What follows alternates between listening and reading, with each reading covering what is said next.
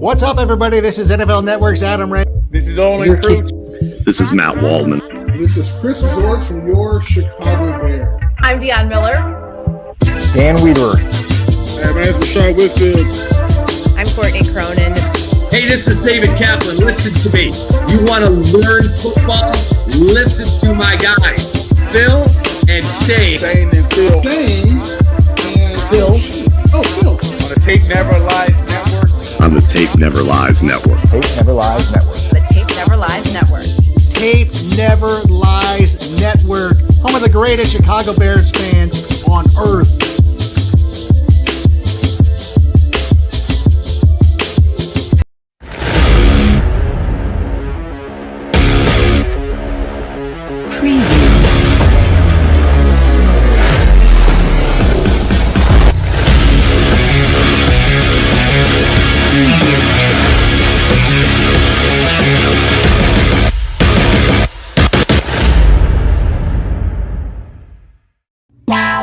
Draft Dr. Phil and the smartest man. Keeping it 100. Keeping it 100. So chase greatness and start understanding that he's going to make everybody better. Tape Never Lies.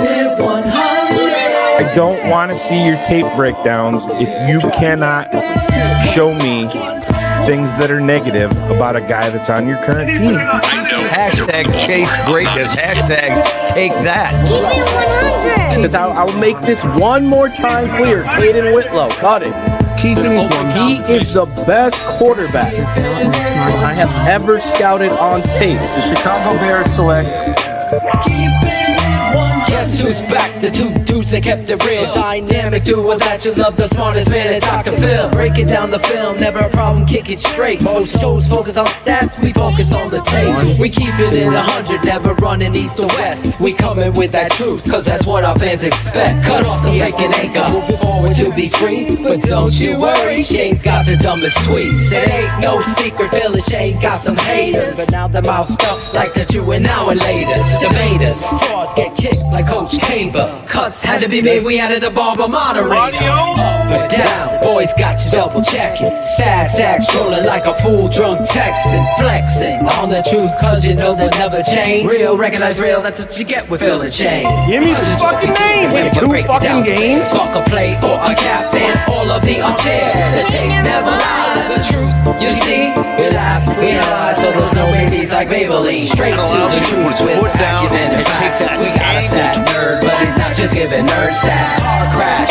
big impact like trip stat. Every Wednesday night you got the smartest man Phil back. Now we know you're smiling like a fat kid with fun dip. We're back better than ever and we're keeping it 100. Keeping it 100, baby. Keeping it 100. Draft Dr. Phil and the smartest man. Keeping it 100. Keeping it 100.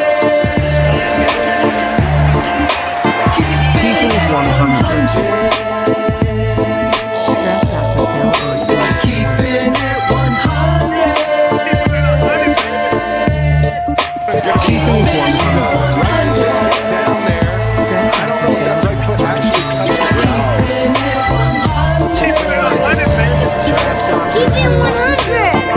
Keeping it 100. Yeah, exactly.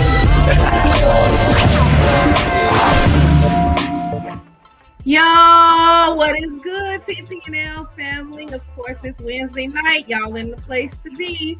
Bears got a win. Might not have been the prettiest, but hey, our defense and our special teams stepped up and we got the W, but on to Houston. So I know the guys are going to get into all of that. So without further ado, I love all. Thanks, Shane. Freaking the guys that you really came to see. Shane, smartest man. Wow. I love that song. Yeah. Mr. Draft, Dr. Phil. Hi. Oh, I What's love up? it. I've got to order my stuff. I gotta get you some stuff, Sheree. I'm going to order it. I figure I'll order it right before we, get to the game. I'll check with you to see how long it takes to get there. And that way, when we see each other in Chicago, I can get my stuff. Yeah, one Wolverines team winning, so you gotta order that. Really? I thought you said you promised me. I know. You was gonna be nice. Breaks I his know. promises, Sheree. Yeah, Breaks his promises. crazy. Promises. But Promises. You do have some Shane promised me that this rookie quarterback would throw 450 yards, 5 touchdowns, and we'd win the Super Bowl in week 1. Can't believe it. You lied. Breaking news. The Tape Never Lies Network. Breaking news.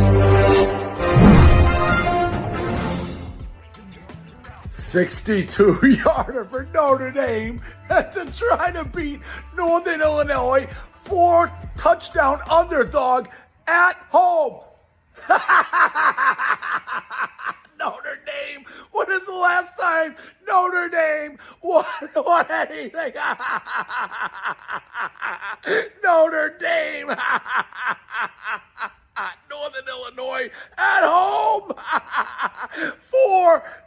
1, 2, 3, 4 touchdown favorite. Oh!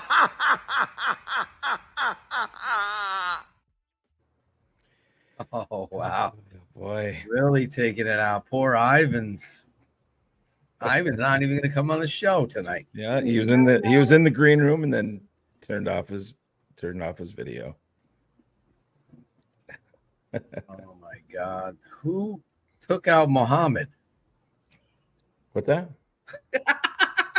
He was talking trash about my Wolverine, so I put him in timeout. He can come back. Looks like he's banned for the life. You gotta, I don't know. No, I put him in timeout. It didn't ban him. Oh, okay. It said banned. I was like, why is my boy? What did he Oh, it do? does say banned. Oh, sorry, Mo. Hold on, Mo. I'll add you back. Shane's gonna have to fix it, Mo. Oh boy. Banned. I select timeout. I didn't put him in a full permanent ban. That's what you get for rooting. That's what you get for rooting for JSN, Mo. I tell you. Hold on, let me fix Mo. You know I saw something. Just for that.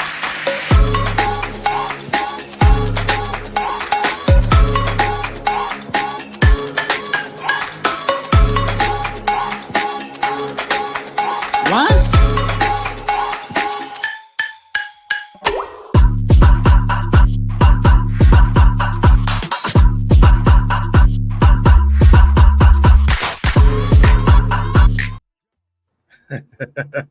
All right, I'm doing Poor my. Mo. I'm my sorry, work Mo. over here. I wasn't trying to ban you permanently. Just trying to hush Sheree you was up just- a little bit. She's going on. Oh, Just hope, guys. Sheree's going on the road with you. there's hope. There's hope, guys. We gotta get a hold of this guy. Oh, this is Claudio the Barber. Where's he been? We were just talking about him. No, we miss You him. miss you, Claude. Holy shit, Sheree. I gotta go through all these assholes that we blocked. There's a lot of bands. They search my name. Oh my god, T3P's on here. Wonder what. Oh my god, Greg, droning on and on. Shut the fuck up, dude. You know it's bad when I just got to the thing where it says show 290 more. Oh no. Oh, where's Mo? Dude probably choked on his friggin' Is there a way to parking lot. Oh, hands down's on here. Sorry, that psychopath. psycho down? Psycho much? Yeah. Speaking of psychos, Yeah. There he is. what up? Did I Notice he ain't wearing that Notre Dame shit. He's wearing that Did he Navy. even see it? Did he even I gotta see switch that it? shit up. I gotta switch that shit up real quick. Gotta switch it up. Did you even see it, Ivan? Oh, I See saw him. it. I was He was in the eating. mud. I He was was running. eating. I'm like, you motherfucker. I couldn't Yeah. say anything. You caught me at the right time. I'd be there to talk to you, but Sheree has me going through this fucking Rolodex.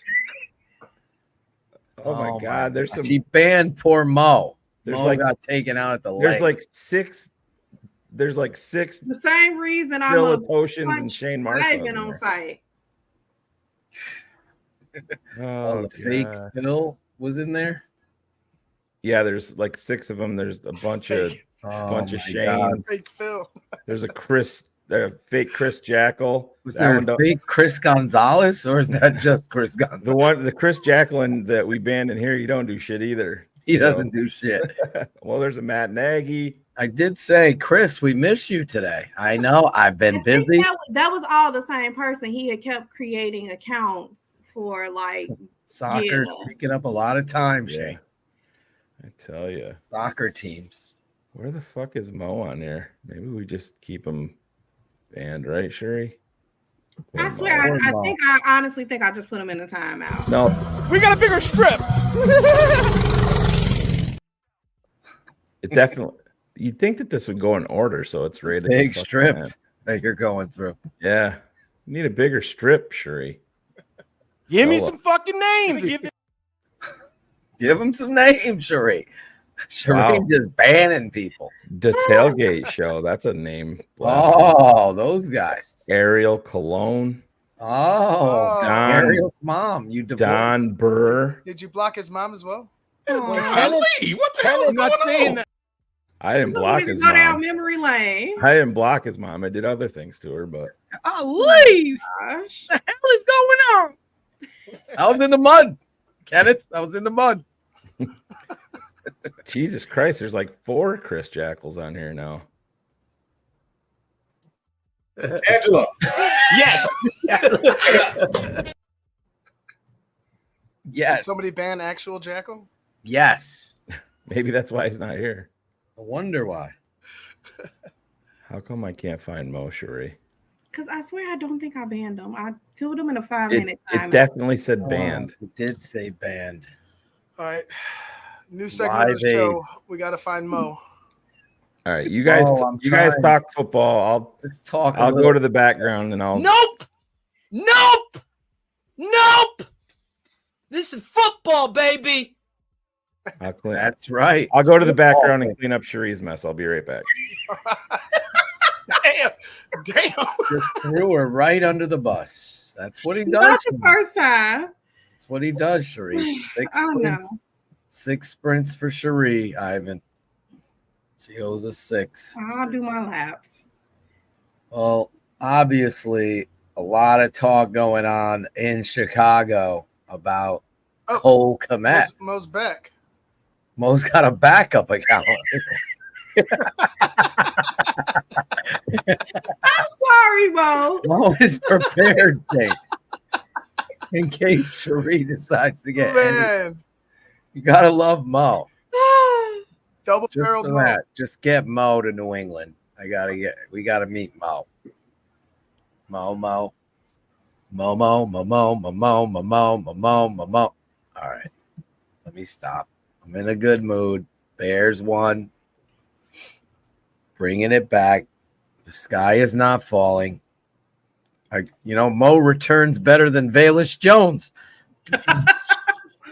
Why did they do that? Oh, where do we start, Cherie? I start with, obviously, where our joke there. The Velus Jones thing just continues to rear its ugly head. It becomes another nightmarish situation where you're in critical situations. Velus Jones continues to fumble the football. And if you were on a date, fumbling the football would mean your girlfriend is calling you, telling you that there's an emergency after 15 minutes on this date. Oh, I gotta go. There's an emergency at my house. Velus is that first date nightmare. I don't know how this continues to happen, but I don't see enough good from Velus because a lot of people can do it in practice, but every time Velus has been in the game, it's one of those hold my breath type players. And I'm not talking about like Devin Hester. Yeah, no, in a bad way. I'm talking about what the fuck dumb play is going to happen now with this guy in there. Let's run the toss reverse, and Velus fumbles the toss. Let's run a reverse. Oh, by the way, Velus fumbles a handoff on a reverse. Oh, let's punt to Velus. Oh, Velus muffs not 1, not 2, 3 punts. Oh, but hold my beer. Velus came up with a new one, Ivan. It's called the football, and for you European soccer heads, Velus did a sideline kick, a corner kick, but it was in the game of American football. And he just kicked it right back to the other team. It's like, what is going on? I thought he was trying to. You were trying to catch it with his chest. You know how the soccer, you know how they do it. Yeah, you know how the soccer players do. They catch the ball with their chest. Oh yeah, he's gonna. They can drop. They can control. Drop. That's exactly what it fucking looked like. Oh it's my just like, god! Like he threw his chest out there. He still can't catch the fucking football. There's still when they were talking about him in Hard Knocks, I already knew it was like, dude, you're putting a giant, magnifying glass on this guy. You got a bullseye on him when you're saying he could do fucking everything. We've already seen this, fucking dog and pony show. Like it's a joke. Like if you want to run him at running back, fine. But even then, I still have my suspicions. No, it looks like a political thing that we talked about. I don't see it. In fact, I mean, critical situations, Swift isn't even on the fucking field. It's Velus.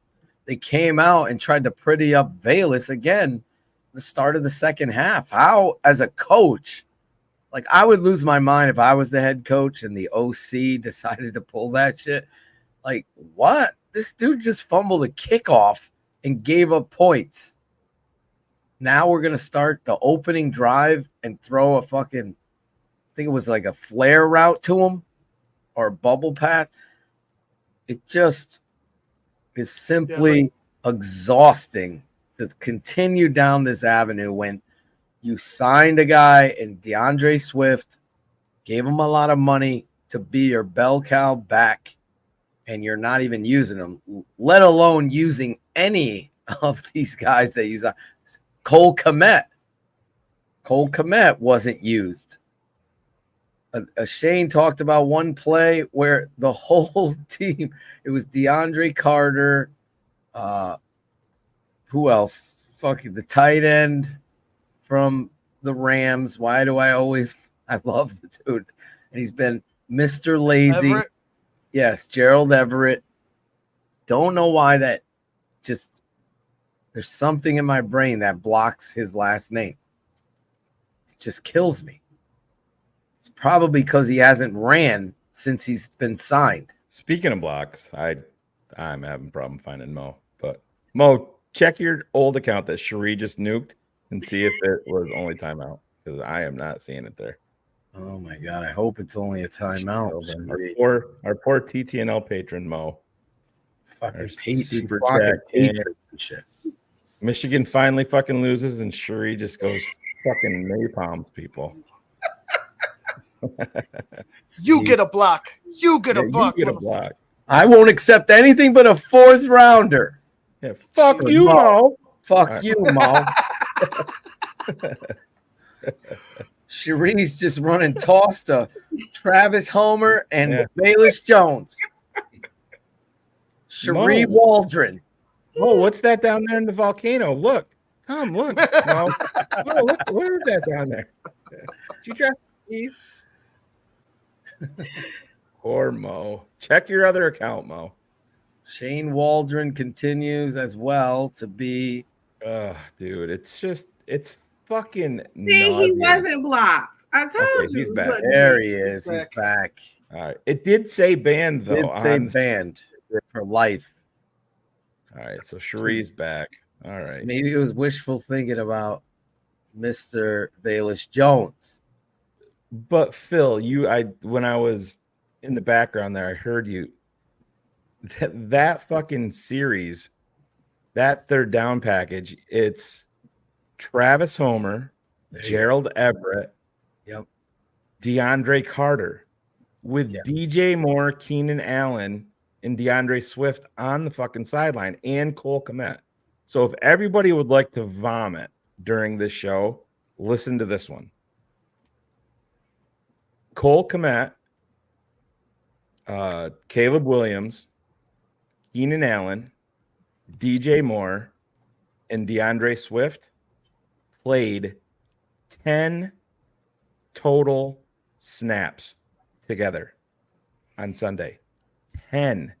That should be That should be taken care of by the second, maybe at the latest, your third offensive series.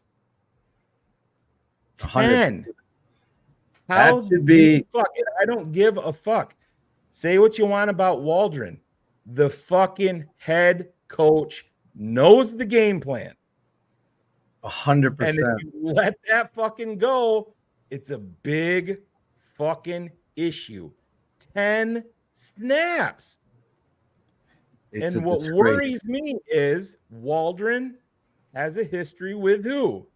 Travis Homer. With who? Gerald Everett. DeAndre Carter in the history too, because it is fireable. It's embarrassing. I mean, you saw the lack of understanding offensive philosophy. I said it on BHL. You can't start boot, fake toss left, boot pass right, and doing these things without any kind of established running game. You went right to it. But then to add the personnel issues to the actual identity or lack thereof an identity of your offense is absolutely insanity. The bad part disgraceful. The bad part about it is, Phil, is what do you always hear? You want to stay in third and manageable, especially with the and they fucking did. They had 3rd and 4, 3rd and 4, 3rd and 5, 3rd and 1, 3rd and 2. And they didn't convert them because you did not have your best players, your best weapons on the field. How does this happen in Chicago all the time? When do they talk to the coordinators? Tomorrow? Tomorrow. That should be the first question. How can you explain how these guys only have 10 plays? I believe in Caleb Williams. I believe in his talent. And I don't think he's at the point yet where he can stand up and be like, listen, you know what I mean? He's not there yet because I forget exactly who it was, but they said, how does an organization change when you have the first overall draft pick and you take a quarterback? Your organization changes immediately because beyond the owner, everybody essentially works for the quarterback because he's the face of your franchise. I'm not saying that he's running everything, but he's the fucking epicenter of your franchise, of your world. And text me that breakdown. I'll send it to Courtney tonight. I'll text it to her. Yeah. So she could get on that shit like Mike is saying tomorrow. It's embarrassing. I hear with my son who's 13 years old, and he's questioning Shane Waldron and Matt Eberflus and the decisions that they're making in personnel. And this is the thing. What did I say about Flus? I'm willing to give him the benefit of the doubt, but he's got to be better situationally. Well, this is situational football. You're taking your best. So you're doing one of two things. You're completely fucking incompetent and don't know what the fuck you're doing, or you're trying to nag it and say, I'm going to outsmart every one of these motherfuckers. Oh, you know what? 3rd and 1, we're going to go heavy with Mercedes Lewis and Kari Blasingame every fucking time. Cole, you just sit over that. We just gave you 50 mil, bro. You just sit over there. Yeah, exactly. To add to that, Shane, there was also times in the game where when they got into the red zone, you'd go spread, and it would be the spread. It was basically every time they got into the red zone, you could expect them in a spread formation. And I'm just like, why is it Khalil Herbert in there? Why aren't you trying to, use play action in the red zone? Like, it just didn't make sense to me, some of the things that he tried to do. But it was just adding to your point that he might be trying to be the smartest guy in the room. Yeah, exactly. And just like, so Dan is saying, saying right here, talking about how they brought in the backup in 27 carries. But the thing about it is, Dan, McCaffrey, obviously, yeah, he didn't play. I get it. But they weren't pulling Debo and Brandon Ayuk Right. off the fucking field to play lesser I players. don't think there's enough understanding by people. 3rd and 12. The fuck over here, buddy. Come on. Off Come the on. field. We got to get your backup in that we signed. I'm used to calling plays with him. Shitty plays. It's like it's the same bullshit when the head coach doesn't know what the fuck to do and have an identity of who or identify what people you surround yourself with offensively. Have a nice long conversation with goddamn our guy Nick Saban and have him help you figure out who should be the play caller for your team. Do something other than retread these fucking guys that are, oh, he called plays with the Rams. He's under this guy's. There's an ebb and flow to calling plays, and there's also somebody who understands an identity. What is your identity? I'm sorry. This network was the only network to call Matt Nagy out when he was the coach of the year.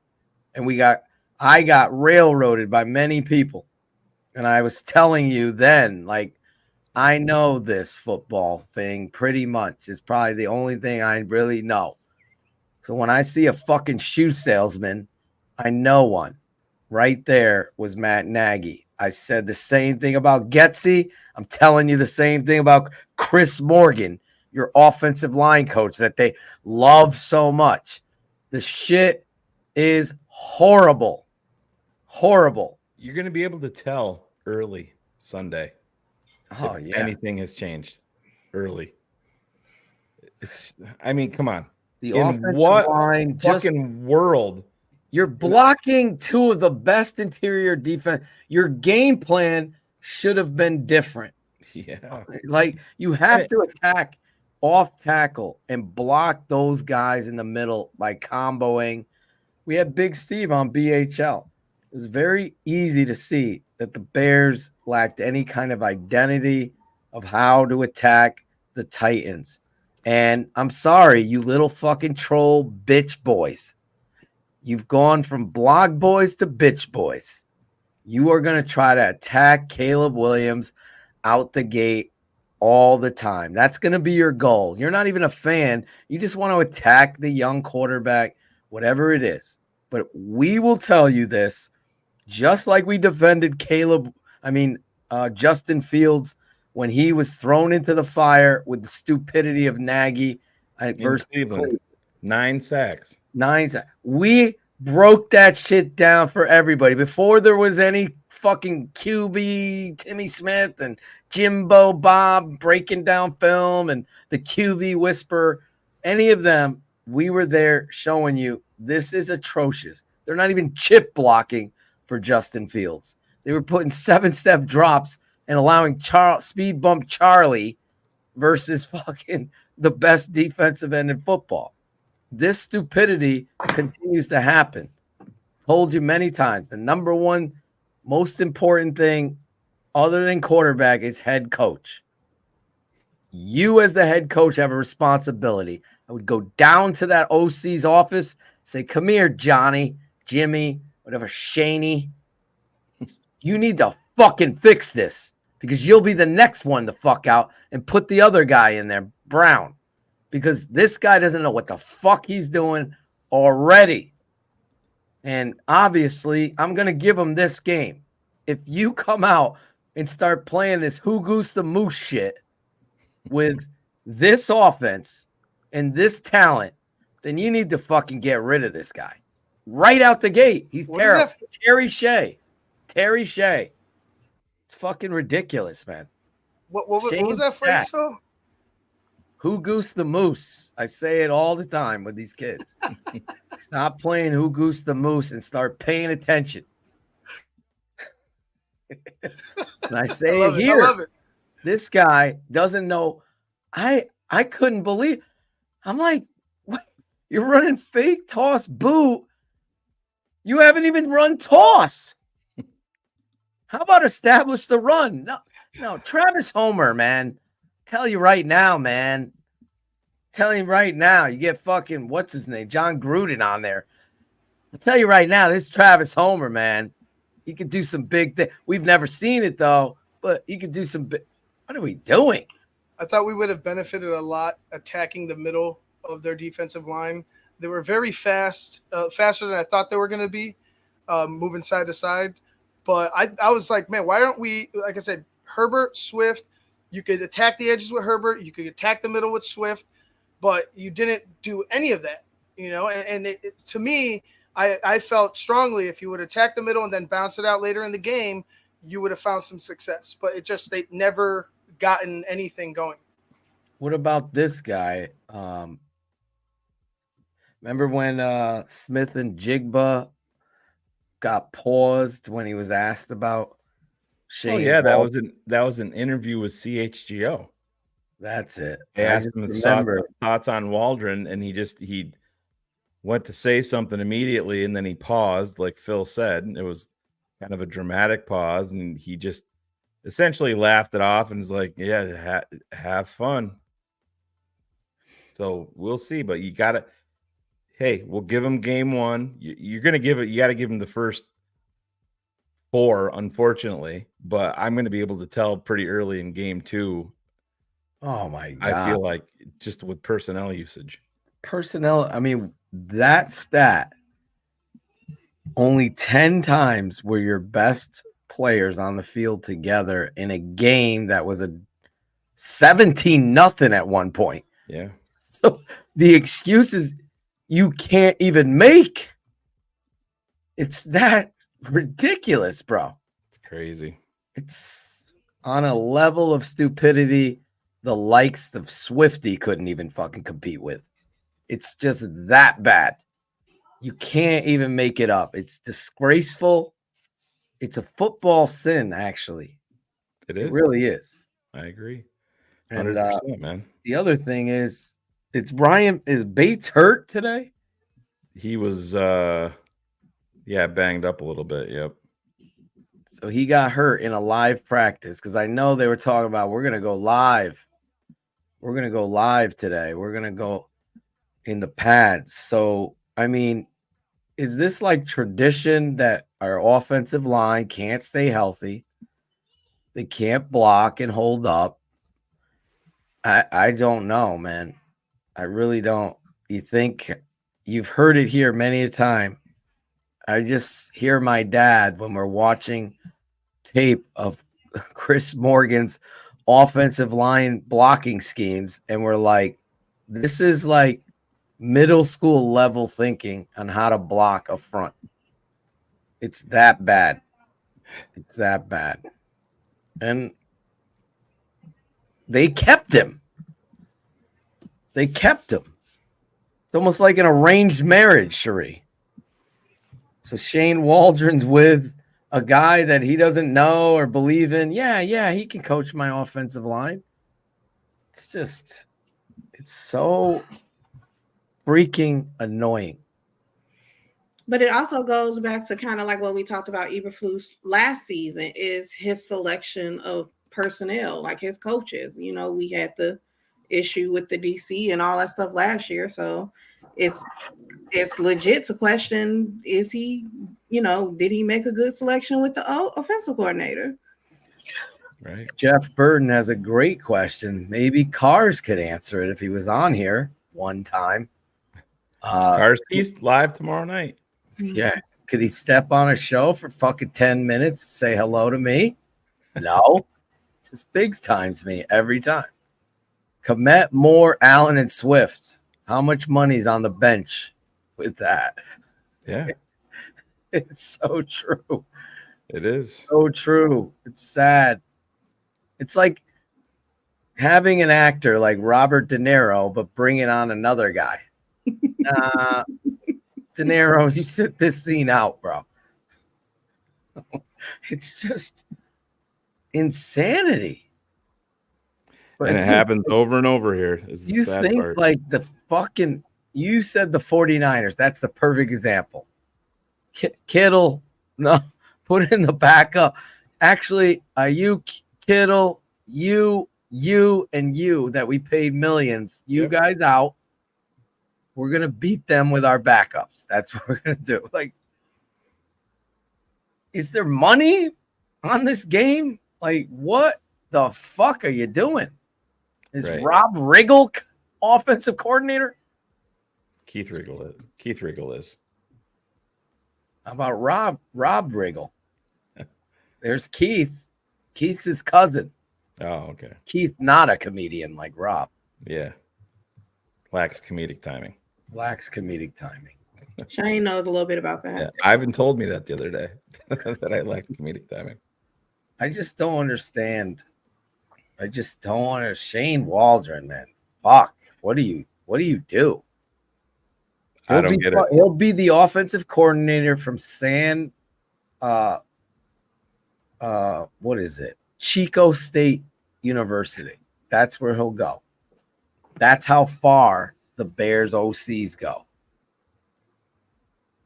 How did Luke Getsy do for the Raiders week 1? I saw multiple tweets said that they've seen enough. Oh, okay. Yeah. So Getsy. You know what? I'm sorry, Phil. I'm just gonna say, and Caleb said it as well, and I thought the same thing initially after the game. You connect on a ball to Keenan Allen. You connect on a deep ball to DeAndre Carter. Thank you. It's a different outlook at what he did performance-wise, right? But, in the end, the Bears got the W. But I think, like I said, if those catches are made, the Bears offense is put in a different place. They're put closer. If not, they score. So you can't go on ifs, but if Caleb Williams can correct this, I think we could see that offense that we're hoping to see. Well, I'll say this as a OC or a head coach. How do you justify dressing Velus Jones and DeAndre Carter, both special teamers? Oh, and by the way, Travis Homer. Oh, yeah, but Travis Homer's going to get plays. Travis Homer couldn't play last year when we were a worse team. Travis Homer, how many reps did he have? Is there any way to find that out? Yeah. He had critical reps too. It's like 3rd and 3. He had early reps also. Yeah. This is a guy that I was like, he cannot make the roster. He's getting important carries. Yeah. DeAndre Swift is on the bench. And then fucking this dude, former USC Trojan Mark Sanchez, says, Shane Waldron feels comfortable with his guys, Travis Homer, and I'm like, Gerald Everett. That's what he's doing. Fire him now. Get the fuck off the calling plays because you feel, I have familiarity with him. I got to bench the good guys for my guys that shouldn't even be on a fucking roster. Fucking A, man. I couldn't make it up if I even tried to tell anybody. 11 snaps for Homer. Probably 14 for Velus. And you're looking at the stupidest offensive coordinator and game plan in the history of the franchise with the best quarterback they've ever had.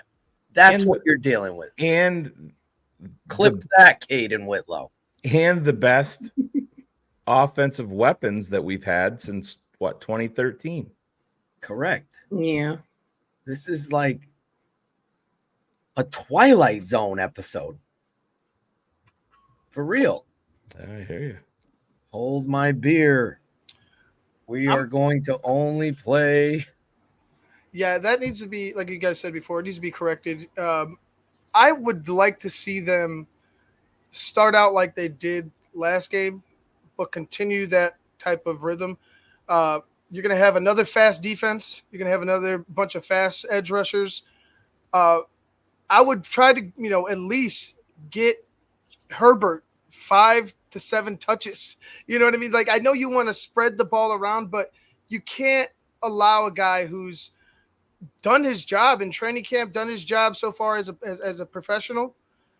You know, maybe he sucks at pass blocking. We've all seen that.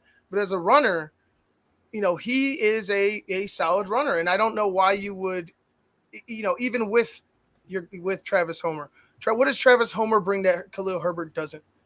You know, it can't be, you know, full Special teams play. That's it. Yeah, That's exactly. So to me, get the guys that you initially put in place to get you there. Not Travis Homer, who we know is like a fourth running back at best, but get the two horses that you one that you went ahead and paid for, and the other guy that's here and who's doing his damn job. So anybody that what was it for the snaps for Homer? 11? 11, he said. Jeff so Burt. in 2023, last season, Travis Homer had 6 snaps for the season. He got 11 insanity. Insanity, bro. Only this network is saying this, by the way. And I'm just telling you it because we don't regurgitate other people's bullshit and minutia. They're focusing in on whatever, but this is the real story. And to Ivan's point, if a gun to your head, you're just a gym teacher. I don't give a shit what you are. And you had to choose between Khalil Herbert and Travis Homer, and you chose Travis Homer, you would lose 500 out of 500 times. And the reality is our offensive coordinator did this. And that's something that he should be on Front Street tomorrow asked about. How in the world can you use the personnel that you did? My question to him would be, Coach Waldron, how do you justify on any third down personnel package that you give your football team the best chance at success with DJ Moore, Keenan Allen, Rome Odunze, and DeAndre Swift on the sidelines? Ask him that. I would. That's a good question. You got to back him into a corner. Yeah. But will you mess with Gentleman George? Will you mess with him? I don't think anybody. I think maybe Leisure, Potsy might nail him with one, but it should be repeated. These guys should. I feel like step up. You gotta fucking. It should be like 5 consecutive nuclear bombs into his lap. I totally agree. I totally fucking agree. You got to go after this guy because it's a level of football insanity that I can't even explain to anybody. Are the Jets pulling out their best players to play? No. Yeah. Welcome to the show. We said that start show off. I said Thanks, you can say whatever you want on Waldron. It comes down to the head football coach because that's where our concerns he were. He knows the game plan before But Caleb Williams. That defense, did you notice? They played, bro. They played. Football is a team sport. The head coach is responsible for the team. The OC is hired under him. They interviewed, they hired. We had our concerns. We had our fingers crossed. We said 7 Hail Marys. We got on our knees and begged the football gods that we would hire a competent offensive coordinator. And then the news broke that Chris Morgan is staying on, and he's going to be the offensive line coach and the run game coordinator before they hired an OC. And that's when I said, this fucking coach, the head coach, is a problem. And this is the thing, Phil. And again, and I know we say this every single show and people get upset, and you can see it play out live on Twitter in game when you're frustrated and you're tweeting out your concerns. And I think his name is Joe Treviso, was a former TTNL patron. I tweeted out something about the Bears, just being upset with personnel usage or whatever it was. And he's like, oh, he's back. Negative Nancy, always tweeting negativity out. And I'm like, that is exactly the type of fucking fan I don't even want. Thanks for the follow, by the way, Joe. I don't even want you to follow me or watch this fucking network, because nobody in this organization deserves the benefit of the doubt. Like the nonsense propaganda bullshit that they put out with Kevin fucking Warren today. Oh no, I didn't see disgusting. anything. What is that? Oh, it's all about his vision with Papa Bear, and we need another Super Bowl trophy. No shit. No shit. We all know that, Kevin. We've been here a lot longer than you have. You know what, Shane? We need another Super Bowl trophy. Yeah, we need some more W's. When I walk into that Hallis Hall and I look up at that statue of George Hallis, I say to myself, damn, I'm in a great place. But Phil, that's what the title of the entire thing was: building something special. You haven't built shit. You remember those VHSs back in the 90s that you'd get with what was his name? Not Brent Musburger. It was Pat. What was his name? John Madden and who? What was his Pat Summerall. Pat Summerall. Thank you. I lost his name. That age is hitting me, Cherie. Pat Summerall would narrate the Bears season on the brink, a story of the 1994 Chicago Bears. And then he'd do it. That's what this is, right? That's my point. Every time Kevin Warren is out front, it's like he sits in his office and says, oh, you know what? Hey guys, follow me around. I wash my car. I work out in the morning. Great. Awesome, Kev. That's so inspiring. Holy shit. No, we want we want competency. That would be a massive improvement. But we don't see it anywhere. You see it in the personnel. You don't see it in the personnel usage. And yes, I understand it's been one game, but where is your confidence level that Matt Eberflus and Shane Waldron are going to all of a sudden say, oh, this is what we should do? And granted, I understand there's going to be plays, personnel packages on some downs that we just don't agree with, and maybe it'll work and maybe it doesn't, but you're not even giving yourself the best chance because your best players are on the fucking sidelines on money downs. There's anybody that wants to defend it, you can come on the show tonight and defend Shane Waldron. Someone defend him.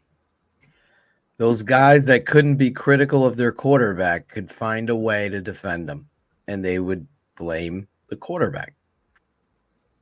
They'd blame Caleb. It's Caleb's fault that those superstar weapons and the tight end you spent all that money was only on the field 10 plays together. It's insanity. It doesn't even sound real. Cole does the podcast with CHGO every week, V85, and they put out a clip. They shared a clip, YouTube clip of the video version of the podcast, and Cole came across as the ultimate team player, but you could fucking see it. You could see it, how frustrated he was. It came across, and I don't fucking blame him because I was. I texted. Even I was like, I'm like, not playing. Where's Cole Kmet? Exactly. Gave the dude $50 million. Come on over here on the sideline, Chief. Right out the gate, DeAndre Swift, first signing in the NFL out of anybody. Homer, you're up. I know them from the Seahawks that sucked. They were my guys. Jesus Christ. Gerald Everett, what was his stat line? 0 catches. And Phil, we've talked about it here. I mean, you talk about being uninspired with what you see on tape. Gerald Everett showed nothing to me on tape other than being uninspired and lazy. He had 1 reception for -1 yard. Yeah. Yeah. 1 reception, -1 yard. I stand corrected. He's an absolute. I would have took the 0. Jesus. This is Shane Waldron. I mean, it's like opening night on Broadway and the fucking play bombs. That's how bad it was. Like, you gotta perform. It's like it's even worse. Say it's opening night on Broadway and the lead actor is somebody outstanding and famous. Nicole Kidman. And it's opening night. Everybody's there. The red carpet. Nicole Kidman sits it out. Yeah. We're tonight, our backup, Shareem, will be starring in place of Nicole Kidman. Wait a minute. That's a solid replacement. That's Shane Waldron's theory, too. Let's just Gerald Everett this shit. We'll do it. DeAndre Carter, hell yeah. Let's put him in the slot to block. I'm going to tell you, shit in your hat and get the hell off the field. I come from that where you always play the best. You always play the best. The Bears, just when you think they take a step forward, they Paula Abdul that shit. They take 3 steps back. Yeah. Patron Steve over here. I wanted to point out that comment, but we're going to go back. Oh, she's about to ban the Patron Steve next. Buckle up, Steve. Be careful, Steve. Yeah. Patron Steve. Do we know if the Bears tried out any offensive linemen on Tuesday, Shane? There was 8 players that came in and worked out, and I don't believe that there was any. There was no offensive line. It was mostly, there was a couple DBs, and the rest, I believe, were wide receivers. There was a quarterback. But then again, so on your practice squad, you have Theo Benedict, Chris Glazer, offensive lineman, Theo Benedict, Jake Curhan. So you have 3 there that you can select from, and obviously the Bears are pretty high on them and of course Scott Daly is down there too, but we thought he's your long snapper. Ryan Bates, and then you'd bring in Pryor to play right guard. Well, that would be, listen, you know damn well that the Nate Davis thing is that Eberflus is done with him, but they're still trotting him out there, and that, again, I understand you paid the money. Weak coach, right? You paid the money, and it was a whiff. And he's an unmotivated slug that doesn't really give a shit. Just facts. And I put Pryor out there. That's you have to. The head coach can't kowtow to politics. Okay, we paid.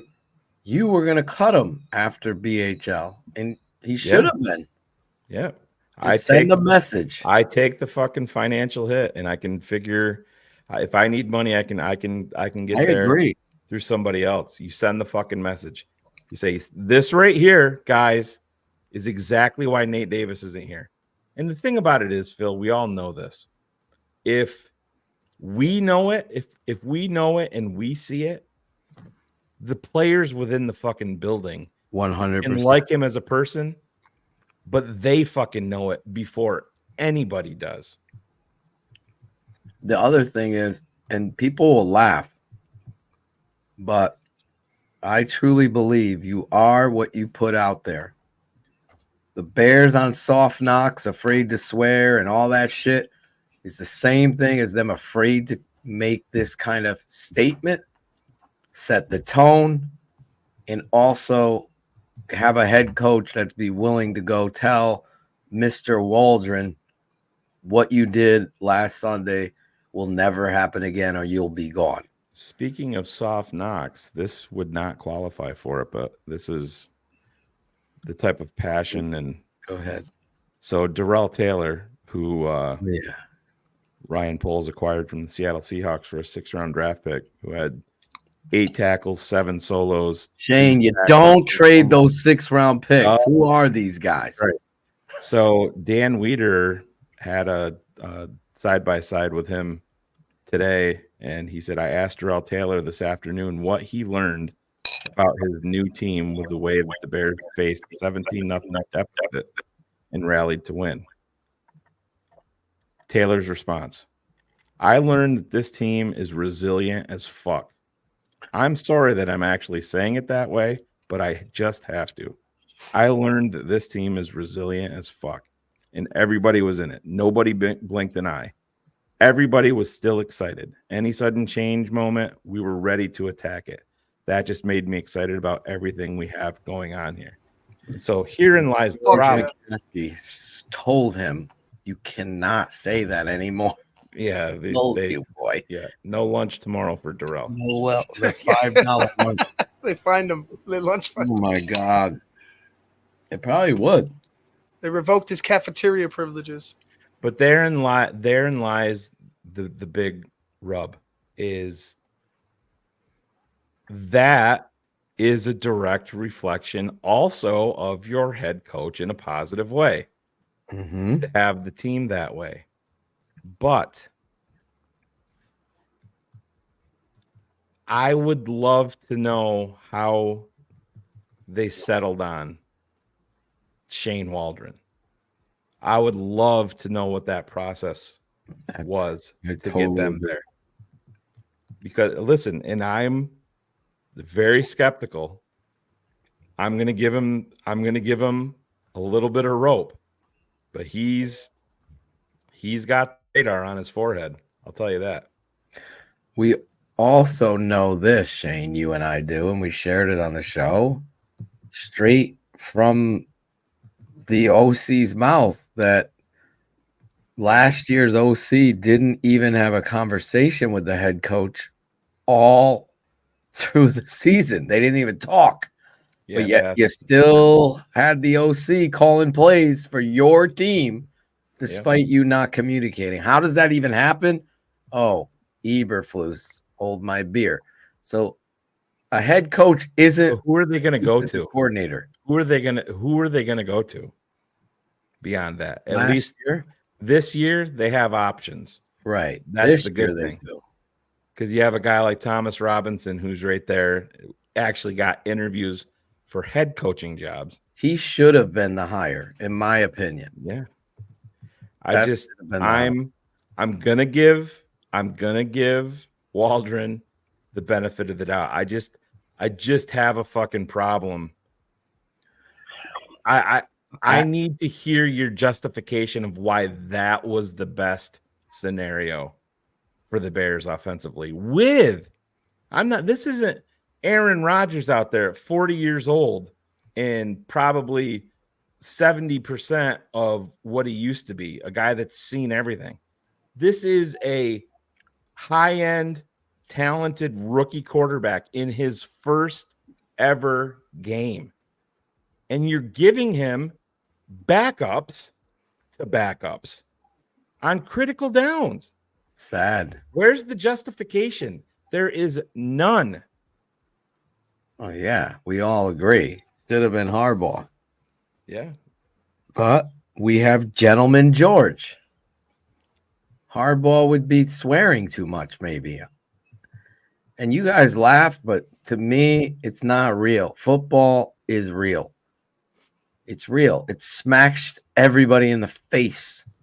It is played in the trenches, and the best players and the best performances are done with coaches that teach fundamentals and find their identity. Those are the teams that will take you to the Super Bowl. And then they can get tricky because they already know their baseline identity. Then they could do things. Can't get gimmicky with a rookie with backups to backups, as Shane said. It's a recipe for disaster. It has taken me and the wind out of my sails because I just know after one game, yes, I'm going to give it, but this is the biggest tell for me.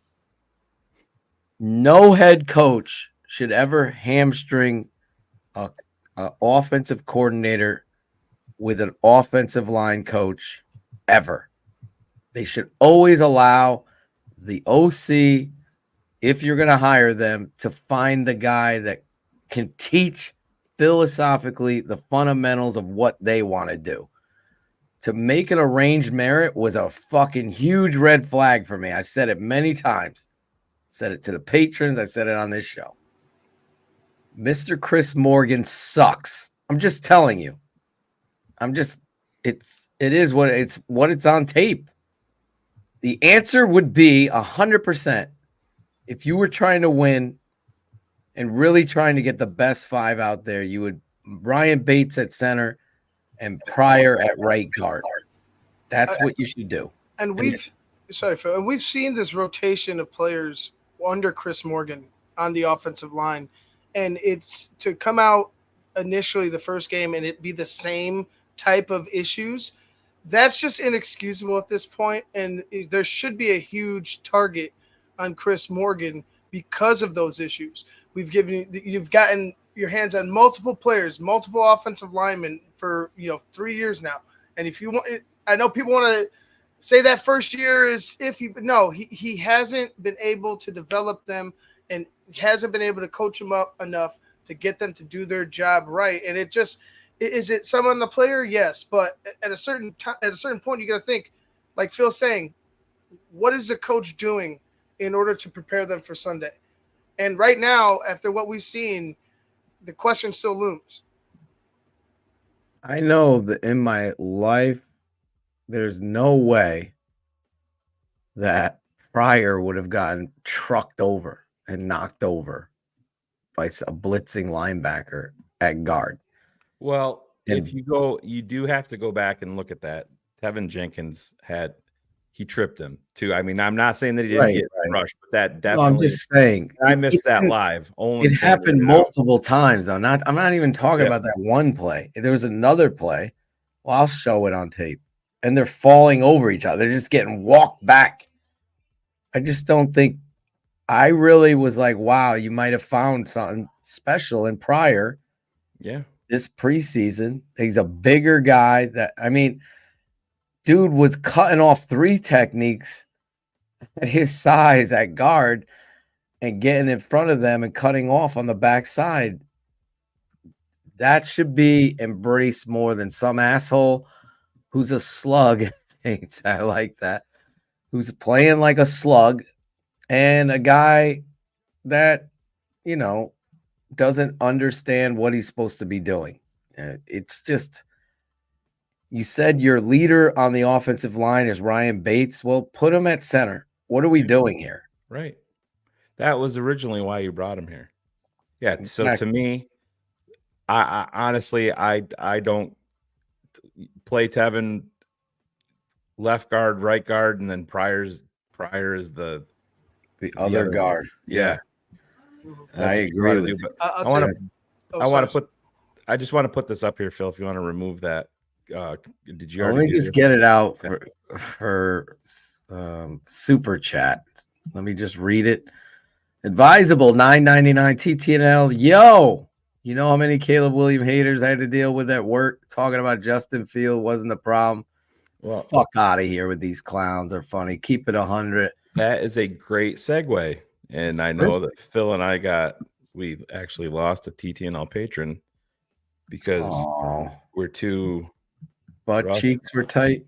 Yeah, too rough. So this is the passing chart, the next gen passing chart for Caleb Williams. And I saw somebody in the chat say that, Caleb didn't throw in the middle of the field, which is false. That's fine. Maybe you just missed those plays. It's fine. So, the green, obviously, are the completions, the red interceptions, touchdown, and the incompletions are in white. So he took shots. I mean, he used the entire field. And why this is critical. So this is game 1, okay?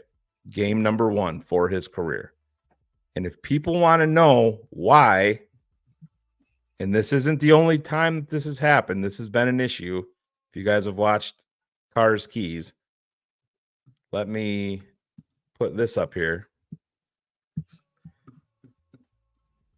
and add this one. And this is the difference. Phil, is it critical in the NFL to attack the middle of the field throwing the football? Yes. Okay. So you guys tell me what you notice here and see if this contributes. And this is a trend that we can go back and look at. This is Justin Fields' first game for the Pittsburgh Steelers. Do you notice anything? Nothing in the middle. I see. There's no completions. There's not even an attempt. Half field reads. That's the problem. Roll out. Get it, right. Get rid of it. First reads. Yeah, but these are the things, and this is not piling on. We are just giving facts. It's not piling on because those same people ask these questions. They do it obviously to gaslight, but at the same time, it's who the fuck in their right mind doesn't think it's pertinent? You're right. It is pertinent because you're gonna. Like we didn't want Justin to do good here. No, we did. But these are the things you have to be able to. I'm not saying that he didn't have completions in the middle of the field. And that'll be the thing in the comments from like the one guy said that we need Caleb Williams was so bad. We need to be starting Tyson Bagent and Justin should be here to drive up his value so you can trade him later. So he's done with Caleb Williams after 4 quarters. But you're justifying Justin in year 4. Just none of it. That makes as much sense as Luke Getsy's personnel usage.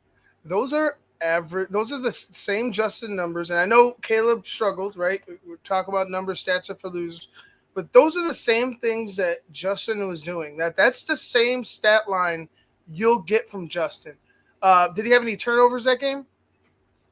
Fields, no.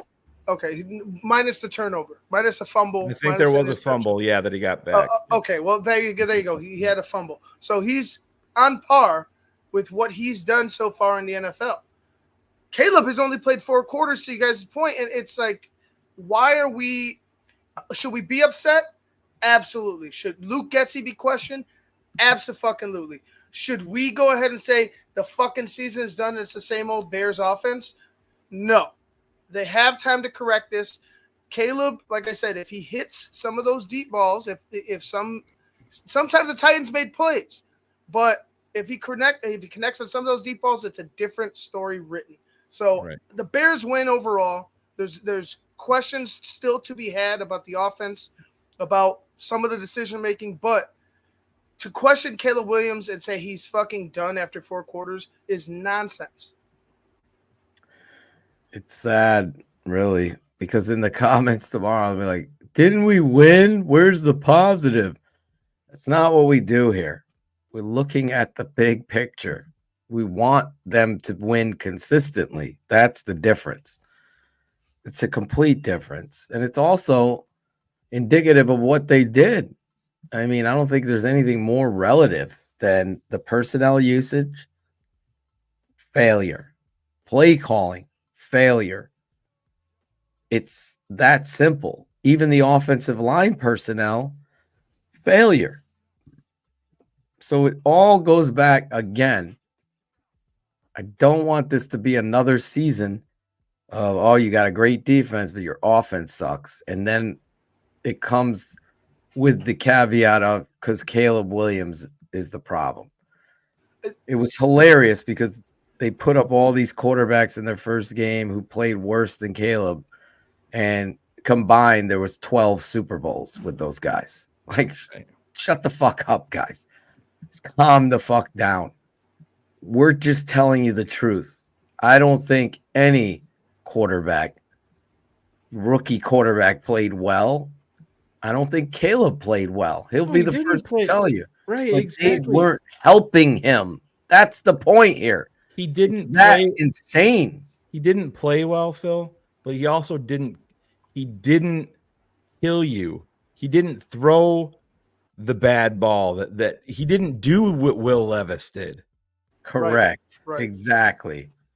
And Justin Fields known to do the same kind of shit.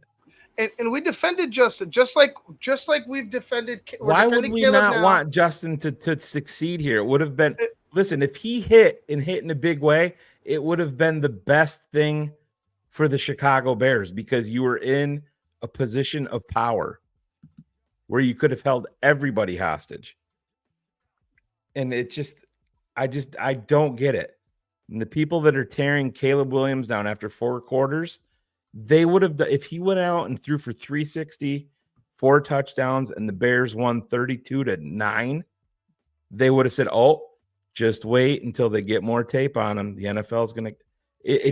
You're a no-win. You never win. The only winning is here, where you're going to get the truthful analysis of the team we love.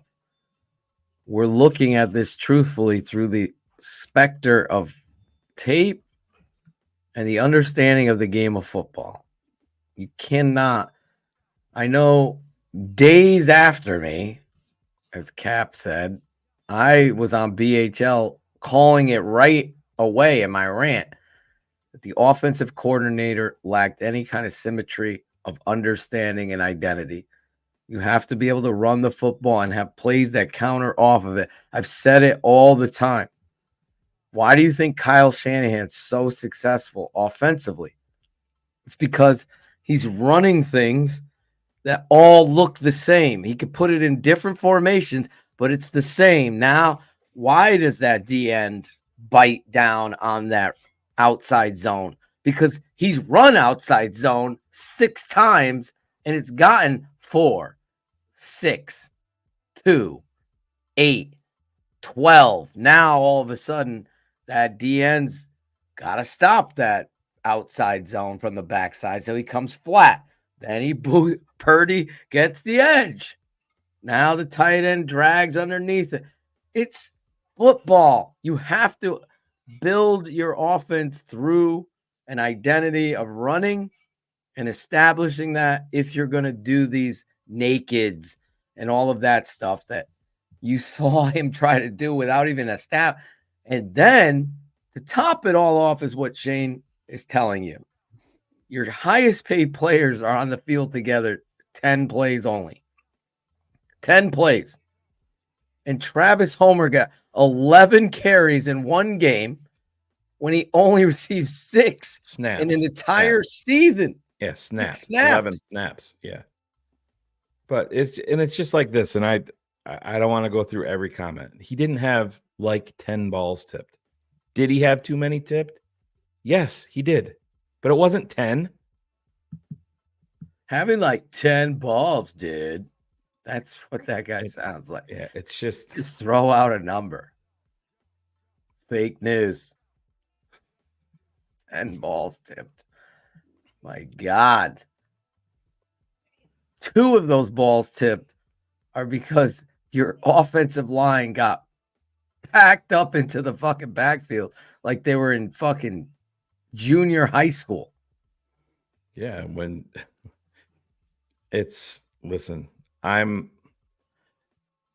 maybe this comes back to haunt me, and I have zero issue with somebody clipping this and bringing it back and throwing it in my face if I'm wrong.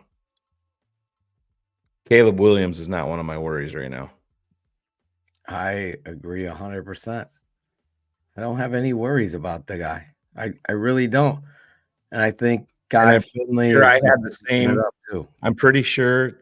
I mean, just if we want to keep it 100, I'm pretty sure I said the same thing when Justin had his first starts.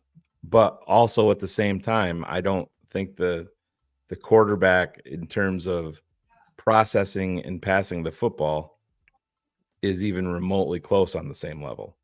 It's not. You saw it even as a rookie and compared to a guy in year 4. He brought Keenan Allen across the formation, identified the protection, and knew based on that defense that he was going to get him on his third step. And he just plants, drives the football, hits Keenan Allen on a little bit of an out, and he just gets the first down. Just look this way, step, boom, throw, accurate ball. The touchdown that should have been is exactly, I mean, some young passers can't do what he did on that. He put it outside the defender, right in Keenan's hands, on the edge, in the window to give a touchdown to your team. That's all you can ask. When the ball was thrown, I thought it was 6. It should have been 6. I was like, oh my God. I was like, yes. Like we were ready. Like everybody in my row I was ready to stand up and cheer. And then you saw the drop, obviously. But like you, 100%, Phil, like you're absolutely correct. Like he's making throws that some rookies aren't going to make. He's deciding his decision-making was solid. Maybe there was one or maybe one that I could find. I have to go back and look. Maybe we'll see it when you cut you break down the tape. But, for me, every throw that he made was it wasn't perfect, but it was like, okay, that's an NFL quarterback. That's a precision throw. It was just off. Even when he was just off, there were balls that were in the area of the receiver. There wasn't in any type of actually one. There was that one, the tip one. The tip one where the safety came down and tried to thread the needle. That was the one where it got batted up, it got caught, and then Tevin Jenkins ended up recovering it. That's one where I thought maybe not. But other than that, drove that hard. Right. But other than that was a bad throw. Yeah. Other than that, I thought Caleb's decision making overall was solid. He just misfired on the throws. And you're going to do that. Right. To Shane's point, he didn't have that fucking letdown throw into triple coverage, turning the game and the tides of the game. Good night, Dad. Good night, Dev.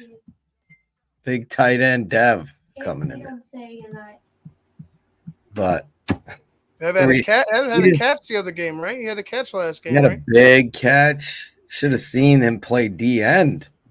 Yeah, I got after down the stretch. He got after it. Put 5 pressures on the quarterback, smacking him every time. Nice.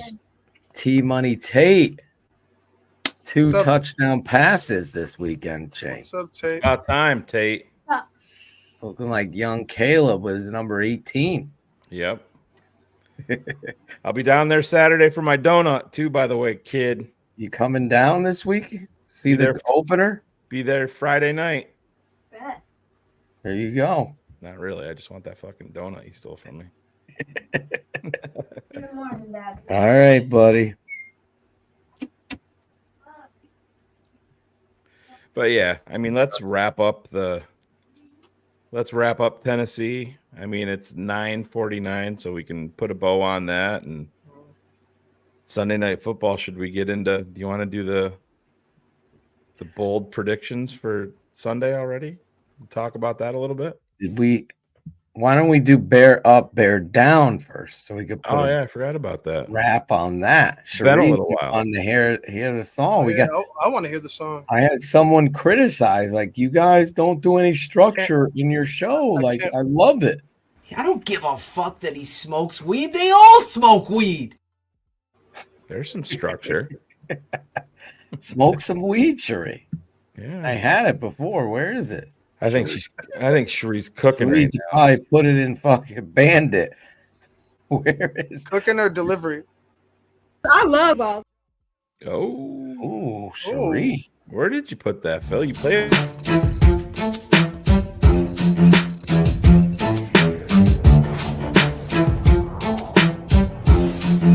Phil Atojan, Shane Marshall, the Tape Never Lies Network. A bear up, a bear down. It's Draft Dr. Phil and the smartest man around. A bear up, a bear down. It's Draft Dr. Phil and the smartest man around. A bear up, a bear down. It's Draft Dr. Phil and the smartest man around. A bear up, a bear down. It's Draft Dr. Phil and the smartest man around. A bear up. This week, Draft Dr. Phil and Shane Marshall, the smartest man. Bear ups and bear downs of the week. There we go. Bear up, bear down. There she is. She's back. She heard that music. No, she heard either that or dinner's ready. When she hears Dinner's music, ready. I have to go. to dance. What is on the menu tonight, Cherie? A pizza. Okay. You told me you had to cook. I was going to cook, but I changed my mind, and now it's pizza. That should be a drop. Yeah. Right there. But you got a Supreme? Did you order No. like a chain pizza or was it a local pizza place? You know what comes after the pizza?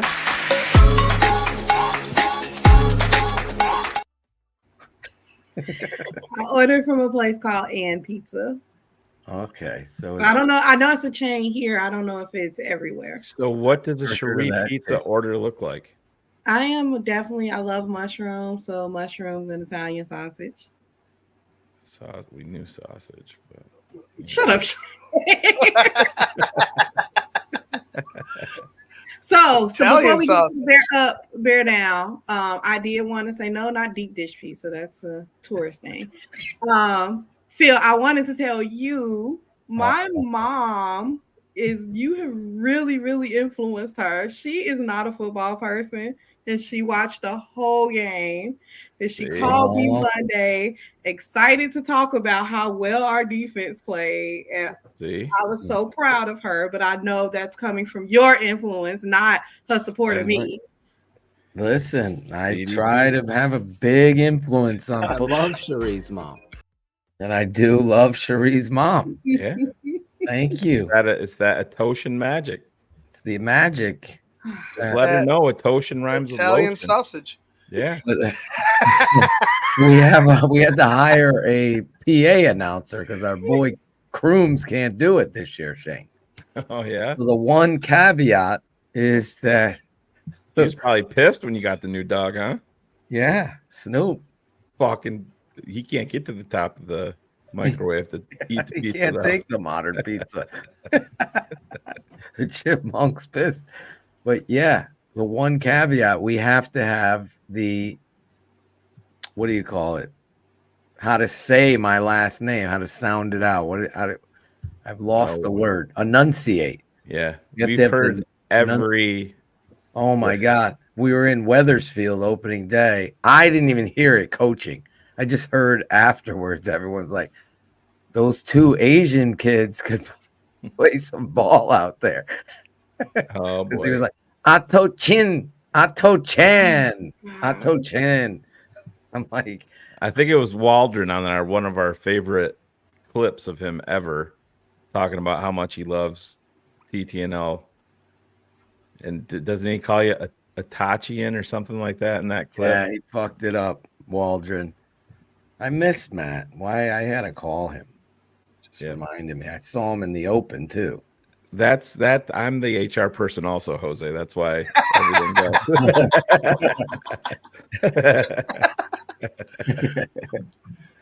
Send your complaints to Shane. I'm sure Yep. he'll get back to you. Oh, look. It says right here you can go fuck yourself. You know what? Listen, I'm so offended how they speak to Cherie. Oh, my God. I need to speak to the HR person. Shane's That like, poor- that's me, you fucking cunt. Yeah. That poor girl.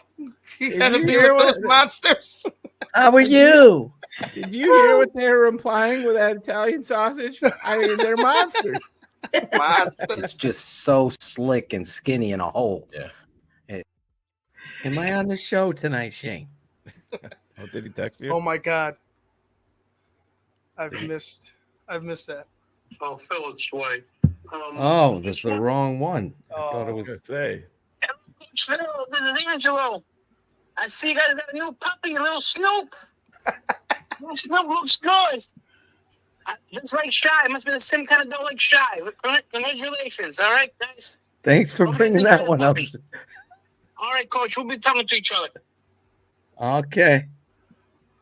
We should call him later. See if he answers. So yeah, Cherie but would love it. before we do it real quick, one thing that I did want to bring up, Phil, was that Caleb thought he was too fast in his dropbacks. And Yeah. when was the last time we heard that? being too fast in the dropbacks. We have not heard that in a long time. Exact oppo. Yeah. It sounds like, I mean, first game jitters, real time play. Yeah, I don't think he did himself any favors with hey, do you get nervous? No, I never get nervous. Right. And they were 100% gonna. As soon as he said that, I'm like, dude, you could have kept that one holstered. You know what I mean? You don't need to be. Yeah. I understand having the persona or like that type of mentality. You're the leader. Don't falter. Don't show the chink in the armor. But nobody's gonna blame you for your first game and you being a little bit nervous. Yeah. I get nervous before my son plays. Samuel Hatley, Shane. Yep. He's been a lifelong Bears fan in Reno, Nevada. Went to his first Bears home game Sunday, and it was amazing. Awesome. Good for you, Sam. You saw a classic Bears win. Oh, yeah. Classic. Ivan was there. Did you see his freaking handlebar mustache in the audience? Actually, a couple people saw Tom Boson stopped me. I ran Tommy Boson. I ran into Tom Rhymes Boson. with lotion. As well, Shane. I ran into him. When I was looking for Sean Stewart. We had a great time. Any other Sean's in the audience? Yeah. No, hopefully no other. Weather Sean's was too nice. Yeah, it had to be muddy weather. Anyway, no, seeing Sean was awesome, but it was. I'll tell you this, great dude. Sean can fucking tell that those steak sandwiches, fucking. Really delicious. at the field? At the tailgate. No. At the tailgate. Not in the stadium. Sean had prepared. Gracious host. He had a fucking table set. It was. Perfect setup for us. Ivan's writing down the fucking recipe because he's going to open up a fucking food truck to pay for his taxes here in about 6 months. And the shovels go on the ground. Just keep sticking the knife deeper and deeper. Step into a Slim Jim. Was his brother in there? Was his brother there with you? Sean's brother? No. Oh, okay. He's got like a twin brother. They're giants. I wish I could sign them to play offensive line or the Wolverines, that is. Jake the Snake Roberts bringing it back to the wrestling days. Should we get Cherie's bear up, bear down before they deliver that? We always start if you're just listening for the first. She was thinking it, she just didn't want to say it, right? Bear up and bear down. I want to interrupt it. We go the downs first, and then we do the bear ups. So we're going to start with the lady in the bear down category for last week's game. Who gets your bear down? Is it the layup or is it someone else? No, I'm not going to take the layup. But it is, I mean, I don't know if y'all consider it a layup, but I just was really disappointed in the play, and I know he was a backup, but I'm going to have to go with the center, Coleman Shelton. There you go. Coleman Shelton. Coleman Shelton's a good. Oh, yeah. Good choice there. I would have picked him too. But he is off the board now. Ivan Vargas. My bear down is going to be Nate Davis. Cherie's pizza alarm agrees with you. That's not the pizza alarm. Oh, that is it. Ring the alarm. Hear a sound. Model. That's the pre-pizza snack alarm.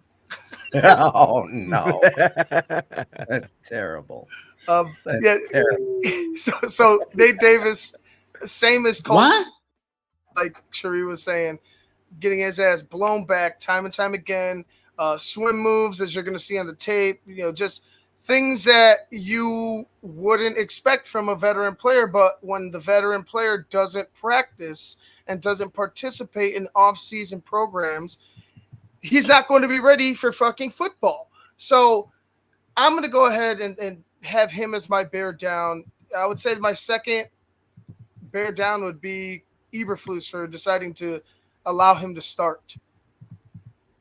Did Ivan just add a I did not. He's not my bear down. He's not my bear down. He's not my bear down. He's not my bear down.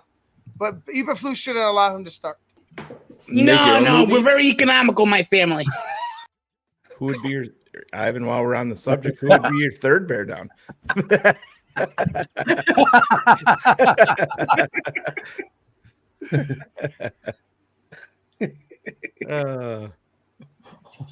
I got to take this call quick. Keep going. So Shane, who's your bear down? Well, I'm going to take the fucking layup, and I have to hold myself accountable too, because I really didn't have much of a problem with them keeping Velus as RB4, but when I saw him, I mean, he fumbled the first one last year. He fumbled in Buffalo this year at the game that I was at, and he fumbled. A fumble that I don't think I've ever seen before in all of the games I've watched in my life. I mean, that's high school, Pop Warner, college. I don't think I've ever seen one like that, where not only did you fumble it, but you literally punted it to the other team. It's just, I mean, come on. And then the coaching staff just makes it worse by you give him the first carry of the second half. I mean, you're throwing him the football on a critical third down in the fourth quarter. It's like, yeah, enough is enough. He's forced upon us, Shane. He's being forced upon us. So, I mean, and I know what they're trying to do for a young man or whatever. I get it. Like he's not a piece of shit human being. I don't think Velus is a piece of shit human being. No, I'm done with the play. And the thing is that they're continuing to advocate for this guy, and he doesn't make a significant impact for your team. In fact, it's negative. Right, exactly. And that's the thing right there, Ivan, is listen, if this is Marshall Faulk, where he's scoring 3 or 4 touchdowns and getting you 200 all-purpose yards every single game and is a game breaker, every time he touches the ball, you might deal with some negativity along the way because there's so much upside. I mean, do we need to run the tape back and show Velus wide open in the end zone on a deep ball from Justin Fields and he falls and can't catch the ball while he's sitting on his ass and just fumble and fumble again and fumble again and fumble again? He's had more negative plays in the NFL than positive. And they continue to trot him out there. And DG Daniels makes a great point. I'm not going to blame him for it, but that's what started it with Rome is he got blocked into the back of Rome's legs. And then, that could have been terrible, catastrophic. If we had lost him. I had Jared Perry commented on, I think the Facebook page, and he posted that about how Velus was involved with the play. I believe it was Jared Perry. It might have been somebody else. Yep. But I commented like it's any play he's involved in.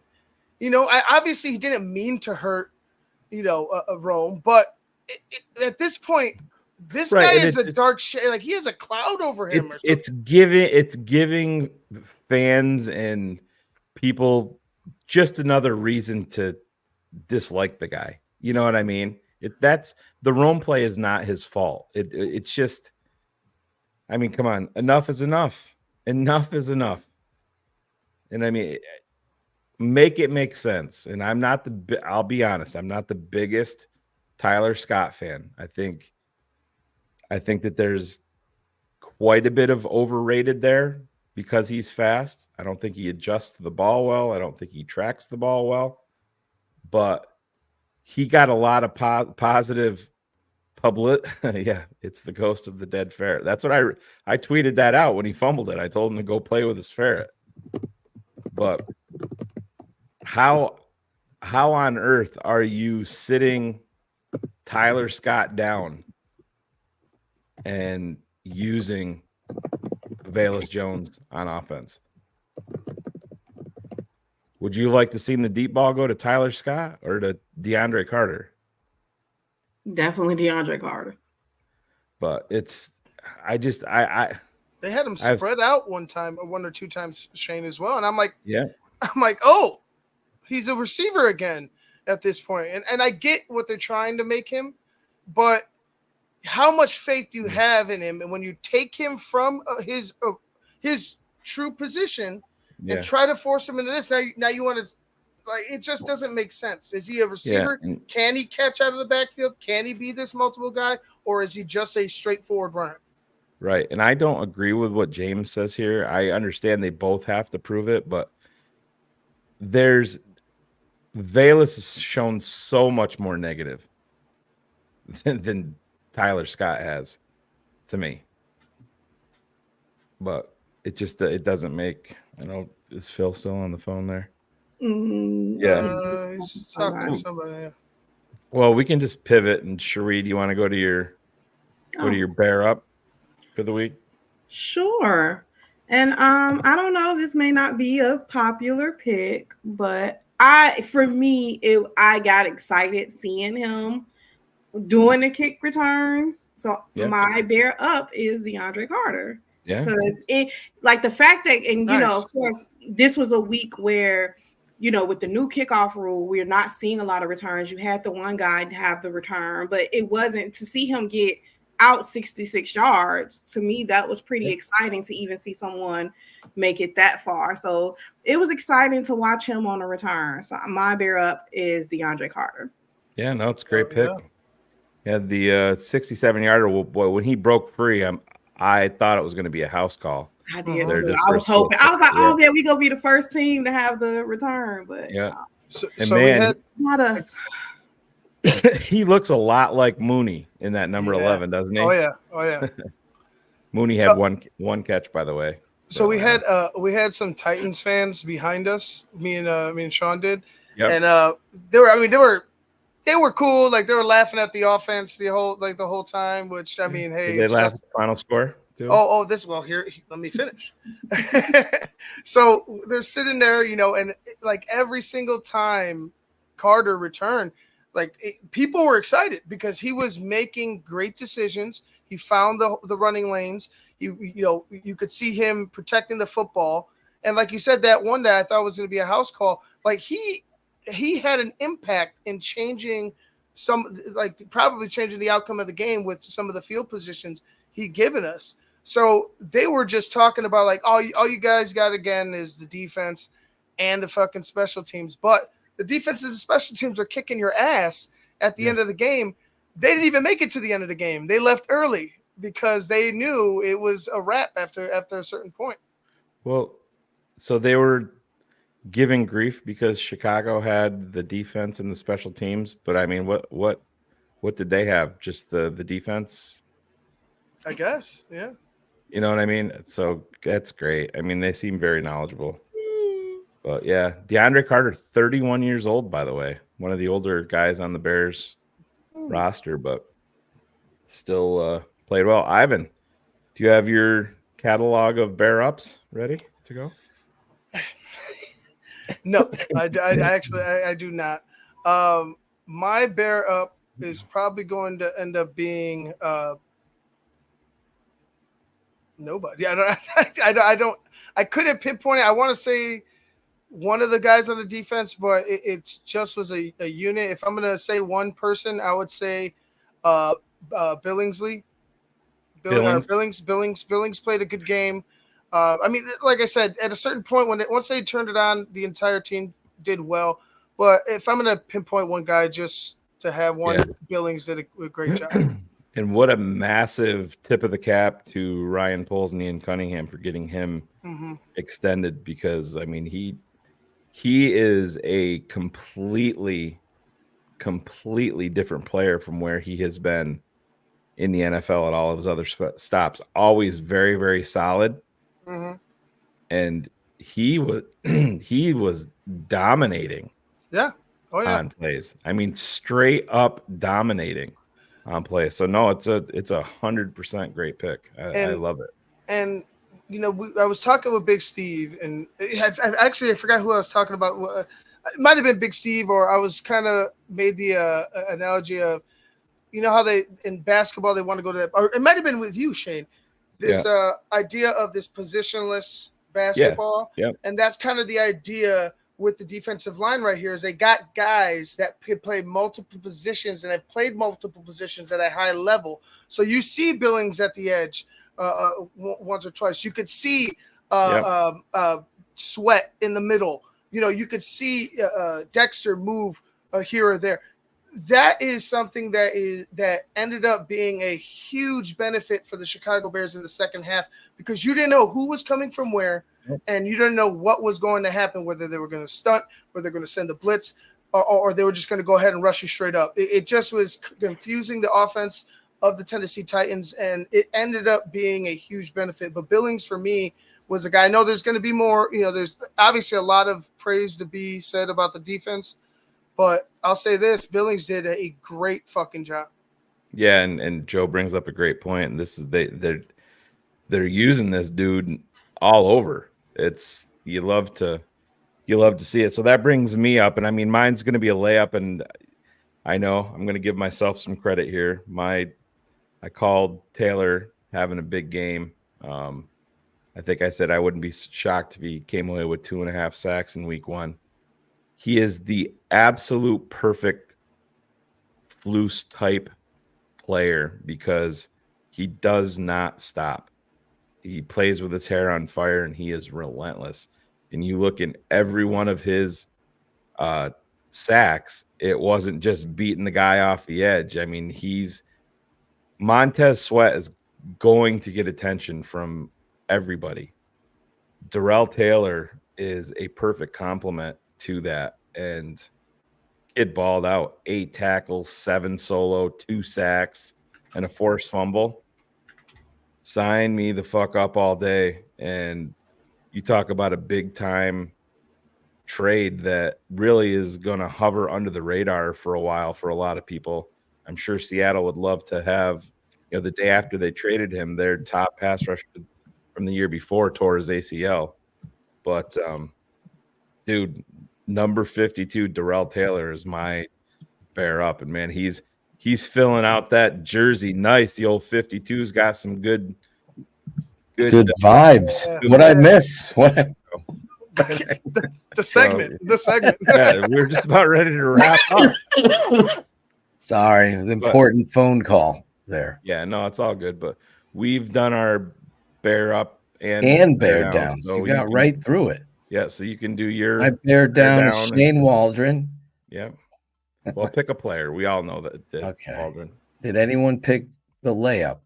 Velus Jones. I did, yeah. Okay, so the layup's gone. Did anyone pick Cole Shelton? Oh, she picked Cole Shelton. Coleman Shelton. You picked Nate Davis. Yeah. Mm-hmm. So I will pick. Jesus. Who am I picking now? Can't pick Vale. I'm going to pick Travis Homer because he just absolutely. No, I'm going to pick Gerald Everett. Great one.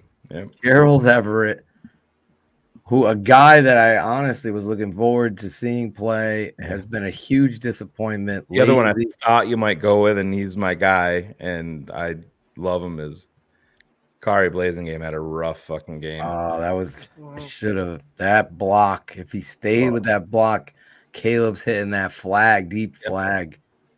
Another play that would have been big. But anyway, I'm going to go with Gerald Everett there. And then my bear up, I got to go with Daniel Hardy. Yeah. Making the big play of the game. I mean, talk about a momentum swing, the effort inside to go block that punt. Because I don't know who you guys picked. I know you picked my number one guy was Darrell Taylor. Yeah, I picked him. That was a great pick. Cherie picked DeAndre Carter for special teams, and Ivan picked Billings. Oh, Andrew had a huge game. Yep. Good choices. except for Cherie. That was terrible, Cherie. I got it. Well, she was pointing out a special team play. But, you know. Thank God Deb is following me for football. I'm kidding, Cherie. You know, did you see Blake Bortles? You're dropping bombs for the Argonauts. You gotta love Daniel Hardy.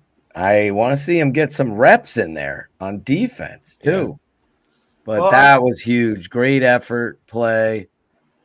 I know Simone Biles gets all the points at the end of the day, but it was really Daniel. Man, I was hoping though. So after the block punt, I don't even know. You know, a lot of people don't realize scooping scores are not fucking easy. That fucking ball can go fucking anywhere. I didn't say that. It was my AI. Well, you just shut the fuck up and give me my sausage. Oh, Bear up, first one of the season. Bear up and Bear down here on TTNL. If you don't have it or haven't tried it, try that super water. Check it out at your local grocery store. They could be a sponsor very soon. Anyway, what's next? Oh, Cherie leaves. Did we ever upload the song back or no? I don't think so. No. You know how I feel about stats. Really, stats are for losers. Angela. Yes. Can we cut that closer and just get it to? We can. Yes. We've only been talking about doing that for 2 years.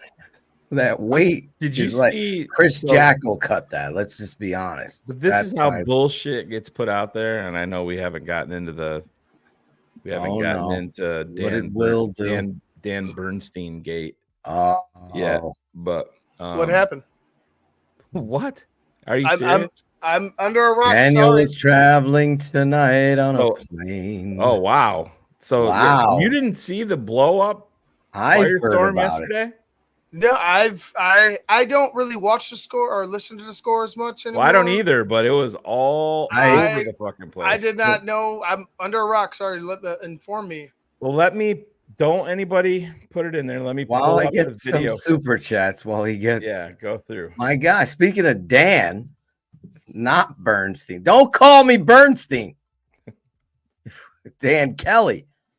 If we get Valus over Roshan and Komet under 50% of the snaps again this week, we riot. Eber Flues should be on the hot seat. He already is on the hot seat. It's sad to say, but he already is. Mohammed, even though Cherie tried to kick him out because he ordered the wrong fucking pizza. Tell the truth, Cherie. $4.99. Thank you, Mo. Shane, 100. Floose clueless. Y'all said last year who his wins were against. It was Levis. If it was a top 15 QB, that's a loss, and it's unacceptable. And that's a great point. So that is a great point. Ivan, you are definitely going to want to get right up to your monitor, and I want to don't have any response, and you tell me how you would handle this. Here we go. Set the stage. Eddie Barstool was doing a remote with Spiegel, and they had them on the Bernstein and Holmes show, and they were talking originally they're talking about spicy food, and then it went to like space and horoscopes. They're at the transition of two shows. Yeah. Okay. Like crosstalk. Over. Yeah. So they're talking nonsense at this point. Yeah, they're talking nonsense. And the stage. They're about to switch to Spiegel and Barstool Eddie. So they're talking about horoscopes, and now there's Eddie Barstool. So listen to the exchange and tell me what you think. He wants to see that, especially after you had the ghost pepper. Horoscope guy Bernstein? No. Oh no? God, no! Oh, I didn't know. Yeah. You know? So, no. Yeah, you can call me Dan or you can call me Bernsey, but you don't know me like that. Got it. Eddie got you. Eddie's there with you. Here's what I saw over in the corner. Eddie got you. Eddie's there with you. The horoscope guy there, Bernstein. Yeah. That was it? You can call me Bernsey. You can call me Dan. You don't call me Bernstein. You don't know me like that. That makes no fucking sense. By the way, the show is called The Bernstein and Holmes Show. The Bernstein and Holmes Show. It's like, Is this guy? Is he drunk? What the fuck? I mean, like that makes no sense whatsoever. So you can call me Shane. You can't call me Waldron. You could call me by my can't first call me an name. offensive You can call me by my nickname. You can call me by the name my family calls me. But you can never call me by my last name. Like, what the fuck is that? You didn't earn that yet. So it gets Lawrence Holmes. It does get a little bit better here. Pisses his pants a little bit. This is when they're going. I'm Lawrence. This is when they're going to commercial. So Lawrence. So this is where you have to be able to lip read. Lawrence says to Dan, I don't even want to use his last name because I don't feel like getting beat up, right? Burn. Lawrence takes his headphones off and says, "What did he call you?" And Bernstein, just focus on Bernstein's face. And he says back to Lawrence, "He called me Bernstein." Watch. Come on. I didn't see this part. Watch. Bernstein and Holmes on 670 The Score. It's Speaks and Eddie from Barstool. We'll come back. I want to kick from Barstool. We'll come back. I want to kick around with you, Eddie. Oh, my God. Some of the main issues in Bernstein, 670 The Score. It Speaks and Eddie from Barstool. We'll come back. I want to kick from Barstool. Eddie. We'll come back. I want to kick. Call me Bernstein. Yeah, what a little bitch. Oh, what a little bit. I'm sorry. Oh my God. Man, look, your fucking last name is printed. It's on the fucking title of the show. Everybody knows you as Dan fucking Bernstein. Right. Stop being a jagoff. You don't like Eddie from Barstool for some reason. That's what I got from this. Eddie. And you hold on, Shane. You don't like him, and you wanted to fucking make a point to say, I'm higher than you, Eddie. You're here. I'm here. You fucking remember that. What a fucking piece of shit Dan Bernstein is. Yeah. I 100%. I agree. So Eddie went live and said pretty much verbatim what you said, that Dan has always hated Barstool. And listen, I'm not gonna put out some people love him, some people hate him. Get him on this show. But yeah, exactly. Like everybody that I've ever heard from said that Eddie is super nice. Larison said he's one of the best on the whole show because it's so nice. So you can imagine, Ivan, after this broke, Lawrence Holmes and Dan have this greater than thou. Yes. Well, that's a lot of Chicago. That's a lot of Chicago radio. You don't know shit about. They're football, the Mecca, and you're Lawrence. gonna kiss my ring because I'm on Chicago radio, and Lawrence Holmes. You're gonna kiss my ring. So it's an old guard type of approach, by the way. Oh, it is. So trying to embarrass Eddie when he's Portnoy got a hold of it, and Portnoy has declared war in a big way. Good. So good. Here is let me bring this up. Hold on. Portnoy's making a double appearance. But yeah, Dan Bernstein, man. And I have friends. I won't play the whole thing, but yeah, it's 670 has fallen very far. Just give me Mark Grody. Twitter, I need it on Instagram. I haven't been this fired up. I haven't wanted to put a name on a champagne bottle in years. It's like, I'm just kind of relaxing on a pile of money doing my thing. Well, that changed today. It's not my fight. Eddie Barstool, one of the nicest guys we got at Barstool. Just a genuinely, nobody ever says anything mean about Eddie. Not a mean bone in his body. He's on local Chicago sports talk radio. That's him doing them a favor. When our guys go on local sports talk radio, we're doing you a favor. They're relics of the past. So they got this guy, I guess, Dan Bernstein. From what I've gotten, he used to be normal. Then his brain broke. Now he's like a woke lunatic. I'd never heard of his ass, obviously. Why would I? Chicago sports radio. But I guess he's been on the air there forever. And is pretty well hated. So Eddie Barstool's on doing them a favor, doing 670 a favor. He's on some show. and they're talking about the Bears or something. And I'll show the clip right after this. Eddie calls him. He's like, "Hey, Bernstein," talking to him. The guy's name is Dan Bernstein. The name of the show is like Bernstein and Holmes.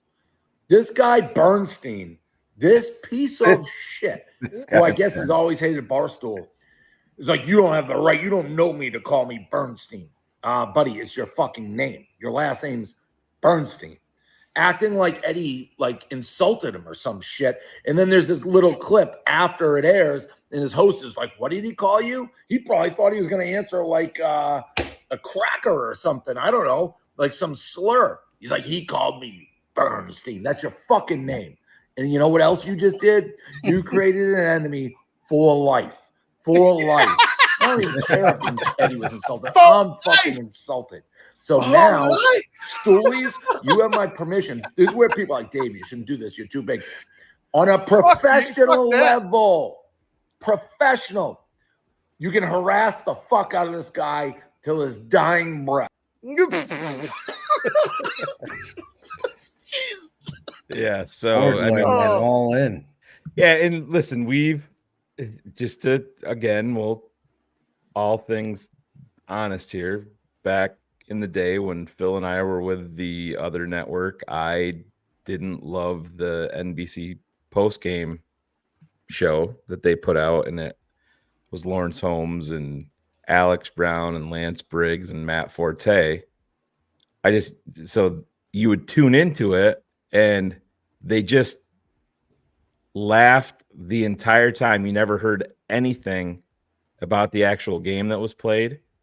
And then you would always hear Lance and Alex revert back to 2005 and 2006, like they were the ultimate authority on everything football. And I'm like, well, you guys didn't win either. Yeah, you made a Super Bowl. I get it, Matt, you didn't. But so I voiced my opinion on, I thought the show, with being from NBC and with all of the firepower that they had on the show, could be much better. And I said, if you want to watch a better show, come watch us on this other network. Well, then all fucking hell broke loose. And Lawrence Holmes chimed in, calling me son, and you don't realize who can make you and break you in this business. And I'm thinking to myself, I'm like, Lawrence, I'm older than you are, bro. Probably. And then Shane Riordan, he chimed in, and then what's the girl that fills in with Bernstein and Holmes? Rahimi, she chimed in. Look, and then Julie DeCaro got a hold of Aldo and wanted me removed from that network. Yeah. It was a whole thing. It was pretty funny. And I'm like, so I said to Lawrence, I'm like, it baffles me that a dude at the time, I don't know if I had probably didn't even have 1,000 followers on Twitter. And it baffles me that you guys are even remotely responding to any of this. And because let's not forget, by the way, they were all launched into the stratosphere at the end of the season from that show. But yeah, it's funny. Smartest man was right again. that's such a nothing fucking thing to go ahead and like you said, Shane, from what Lawrence said to you, like the entitlement and the I'm holier than thou, I'm above you approach to every, like, that's such a fucking it's the old guard in Chicago, Ivan. And I mean, Phil and I have dealt with some different things kind of behind the scenes with some people over the years that were just like, all right, cool. That's I know how I know how you've built your brand just by going against the grain with no matter what is said or what the facts are. We're just going to go oppo to get people talking about it. And listen, people have made millions of dollars doing that. And that's whatever it is, what it is. But there is 100% kiss the ring mentality with a lot of the old guard in Chicago sports. And we talked about it here with Dan Weeder. Guys, listen, they're there every day. And who's one of the hottest guys in Chicago covering the Bears right now?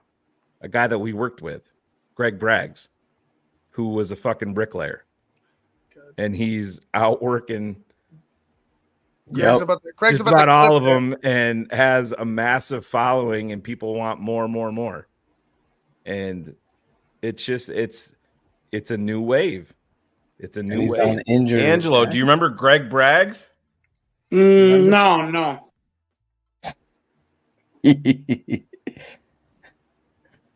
So, No, but you're right.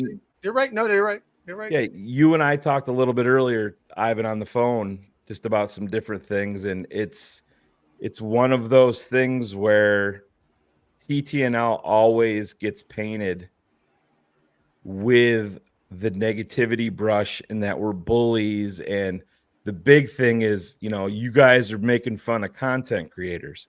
No, we're not. If we see something that we don't agree with, we speak about it, and we will use the names of the people. And that's what they don't like, because they're not used to somebody going against the grain. I mean, Phil and I have worked with guys that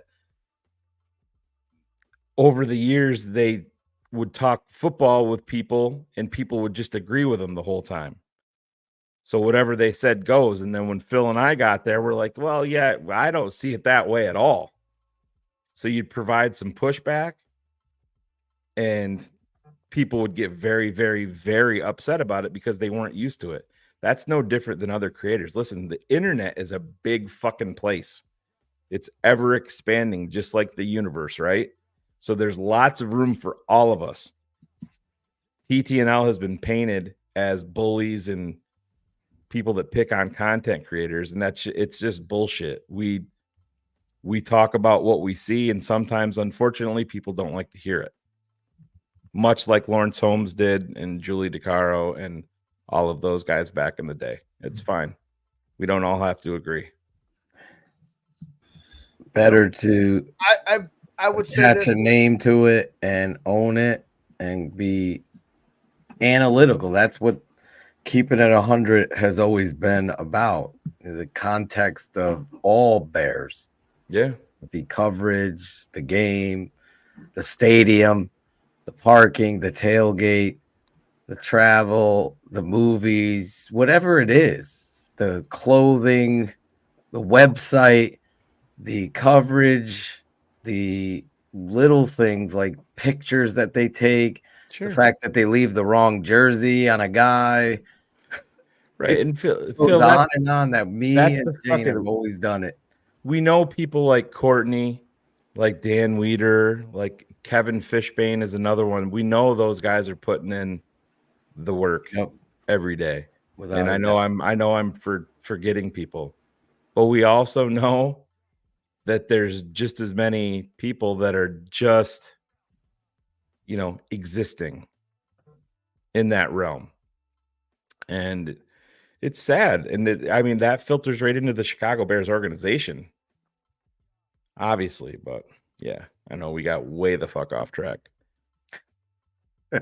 Oscar's going to bring us back on. $4.99 a super chat. Starting to worry about the Waldron. Yeah, you think? Yeah, I'm worried about that Y not being in my fucking name. Oscar. Phil Jane with a Y, Oscar. As evaluators, do y'all prefer the air raid or 12 personnel? Well, Shane knows what I prefer. Oh, yeah. Either 12 personnel. Yeah. For me. Yeah, no, I'm right there with you. And I know somebody had asked earlier in the chat, did I want the OC from the Commanders? And that was a resounding abso-fucking-lutely not. Someone asked you if you wanted what's his name? Yeah, the former USC Cardinals quarterback coach, former Cardinals coach. Kingsbury. Yeah, no, I did not want Cliff here. Well, I don't know if Adrian Barreto is taking a shot at our last super chat. But my 2-year-old could tell that offense was inept. $1.99. Absolutely. Yeah. Big Mo. Cherie, this super chat is for my condolences. R.I.P. Oh, just choked on that sausage. Cherie's still watching. Mo was like, she's gone. Bam! Can't block me now. Hector L. Zambrano, $5. Question: do they have Velas in practice catching balls? Of course, he bought a jugs machine, and listen, it's take it away from baseball. You know, Chuck Knobloch played a shit ton of baseball in his day, and then he got the fucking yips. You know what I mean? It just it's 100% mental at this point with Velas on punts and kickoffs. It's in his brain, and gotta take them all. They'll put him back out there. Fucking clowns. Well, Mo's having a baby. Congratulations, Mo. Congratulations, Mo. Right. Who's gonna be a dad? Could I ask you guys? And I know the congratulations on the sex, Mo. Good for you.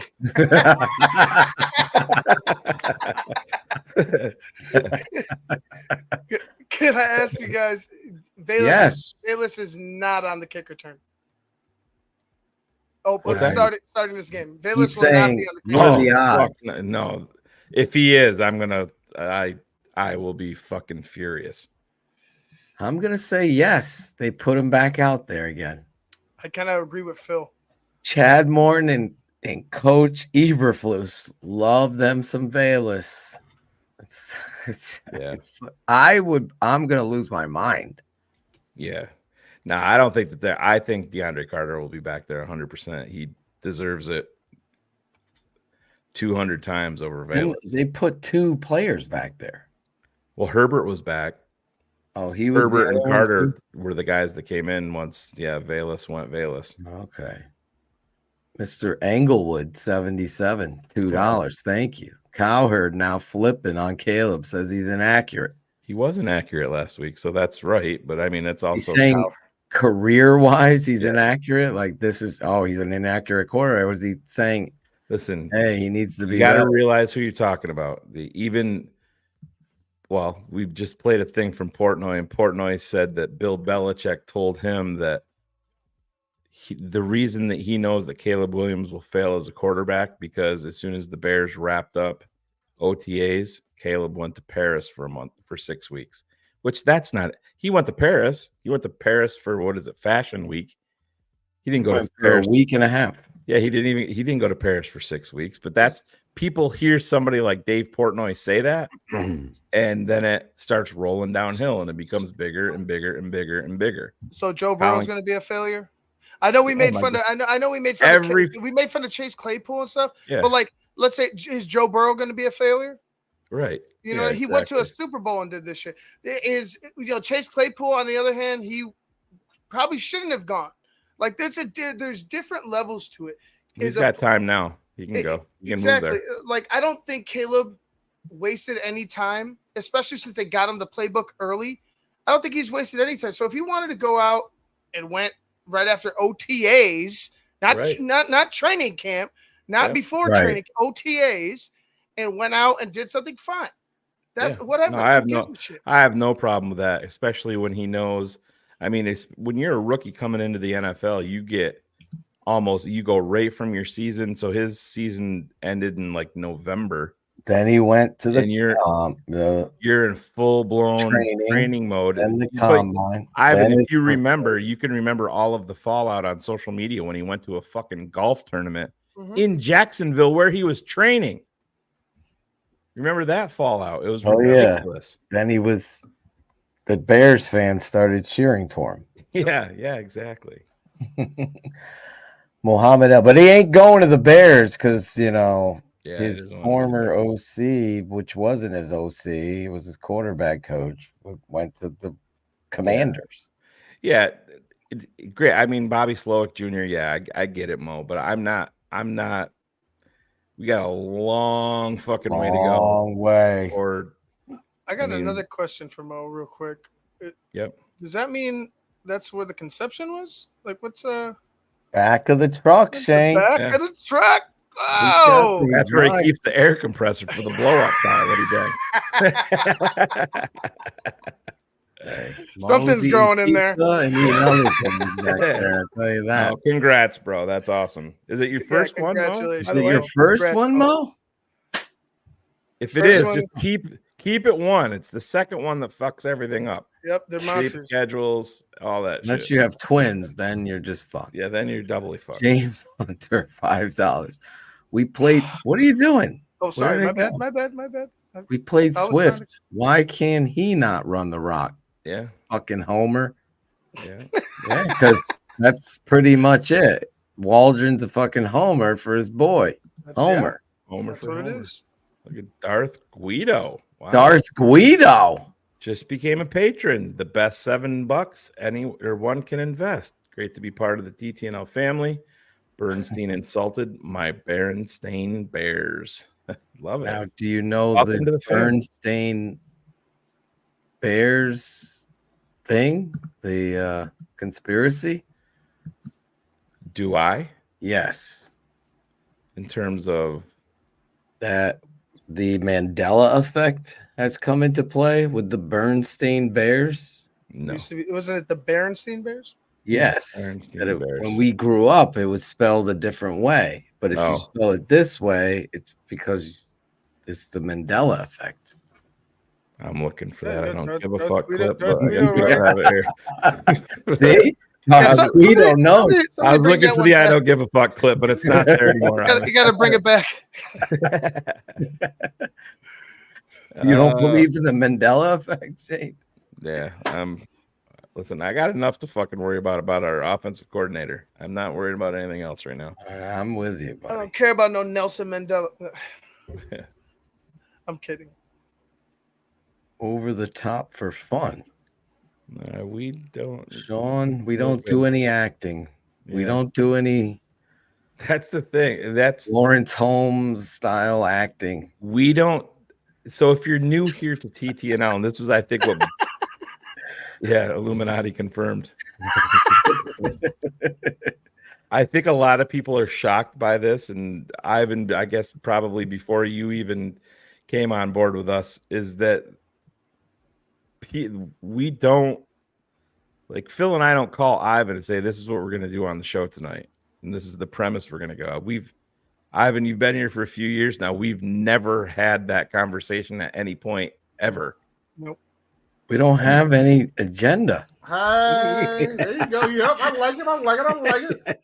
There's no communication between, like, oh, you got to say this, or you got to say that, or this is where we're going, or this is where we're. There's none of that. It's give your opinion, be 100 with it, and that's how we'll continue with the show. And that's what we've done since I've been here, and what Shane and Phil have created with everybody else that's helped out on the network. It is exactly that.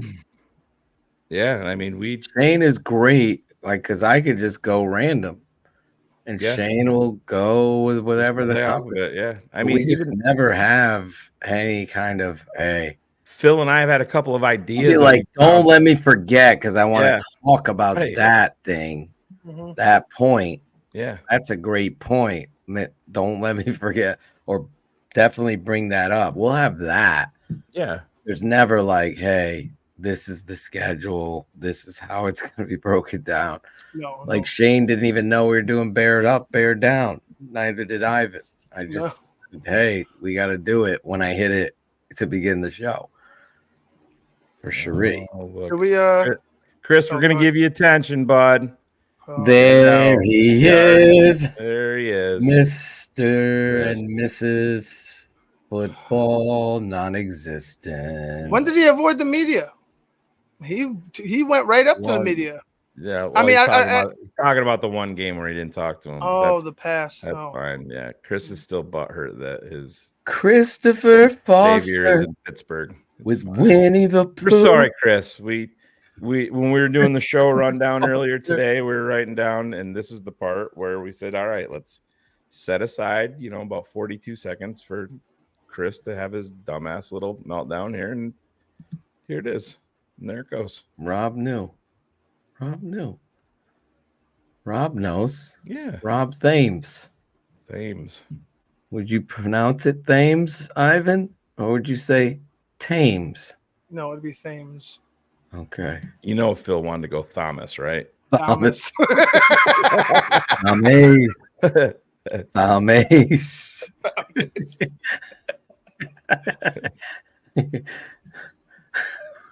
Big facts. Big facts by Chris Foster. Mad. He goes, Chris Big Mad. My mom spent $80 on that Fields fathead that I have up on my wall in my trailer. I'm not taking it down. Big facts by We're Chris blind Foster. homers. Yes. We're blind homers. My name is Christopher After Foster. 4 quarters, Related Chris to Jodie Foster, by the way. Related to Jodie Foster. that's fine, but I mean, All right, tell us. No more Chris. No, Chris. just let me ask him a question. All right, Put it in the give chat, Chris- Chris. Get him on the show for What 5. should be the? Yeah, actually, fuck Chris, it. come on the show. Chris, hit me up Give on him the Twitter link. at Wazram. We'll get you on the show. Let's bud. get him on the show. Same Chris Foster that continues to talk tough. Yeah. Follow Wazram. Get him. Send the link, and then we'll get Christopher Foster. Hit me up. yeah, Chris. yes, Chris. We liked the haul last year because it made sense. There wasn't a quarterback that Yeah, we talked were about it, Chris. interested in. Oh, we're giving you the opportunity to come on here and talk, Chris. Chris. The coward is only you, Chris. Show Yeah. up, Chris. Show up. How many people in the chat think Chris will show up? How many people think He Chris? won't. He won't. No, He won't. we He know won't. Chris. Chris is a coward. We know Chris. Yeah, we know Chris. Projecting. Chris is a big fan of Taylor Swift. All the Swifts, Come on, Chris. except DeAndre. Yeah, come on, Chris. Look, I'm. Look, no one believes. Just did my. I just Cricket refreshed. Chris. Cricket Chris. I'll even check the TTNL. Chris, account. you're Look. scared, Chris. You Just give stop- Chris Stop a with bad the name. insults, Yes. Chris. Stop with the For now, insults. Chris. You're Chris is scared now. definitely a Chris. Get off Madden. Never Lil played. Swift. Lil Swift. Get off, man. Let me play. Get All off right. Madden. All right, buddy. All right, I buddy. did play Chris, though. So Yeah. you're wrong again. Lil Chris, are you just repeating? Are you drunk, Chris Chris? is copy and pasting. Yeah, He just are you copy and drunk, pastes. Chris? You just Ah, where's my notebook? Mom? Mom, I'm like, he copied and pasted. did you take my Milwaukee's best? Yeah. Chris is Chris pissed. big scared. Yeah, Big Chris- scared. He's Someone pissed. give me a big scared. Chris Big is pissed. scared. His mom's got a bigger dick than he does. Ooh, Big scared Chris. Chris is a Not Chris. I'm still waiting for you. Big Chris. Look, I'm on. Even Guy knows. I'm on Even my Guy. message. Look, still nothing. Chris, in my all you DM. have to do Ah, is Chris. check in with Shane, and then we'll get you on the show. You could be Get on the big show. tough. Big tough. Big, he's counting TDs in the Yeah. preseason as stats. These He did guys- score a TD in the preseason. What are you talking about, dude? He didn't Rushing throw any. touchdowns don't quarters. count, Ivan. Russian quarters. touchdowns don't count. All right, 4 quarters. please. 4 Come quarters. on. Jeez. Sorry. You All played right, a Chris. couple, All right, Chris. You've had your 43 moment. snaps for Chris. Go back to being Chris. Chris. Chris I'll loves. tell you what, Chris Foster. You're no Chris Sandlin. Yeah, I'll That's tell you that. goddamn sure. You know Chris Jackal. I'll tell you that. Hey, fucking Chris Jackal's got big time Right. balls than you. Debatable. Anyway. Chris, it's 4 fucking quarters. Oh my God, dude. Don't give him any more. Yeah. He's All right, Chris. Goodbye, Chris. Bye, Chrissy. Let little Chrissy cry. Yeah. Little Chrissy. It just Cherie it's jumped just back on spamming and it. banned. Oh, Cherie Cherie stepped jumped up. back on and banned Oh, him. shit. God damn it, Cherie. That was Mo's first cousin, Chris. Fucking banned him. You know, the funny thing about it is right now, what Chris is doing. Chris has a girl's name. He's like, be honest. Swift, you'll never believe what I did on the show. I got them all fucking fired up for you. Oh, go.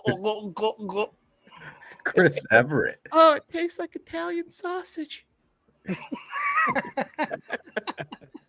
Fucking Chris.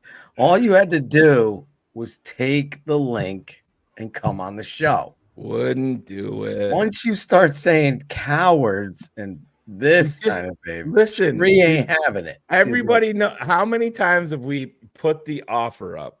Dante was one of them. Remember Dante? Yeah. No way, Dante. No way. Oh, you blocked me. Nope.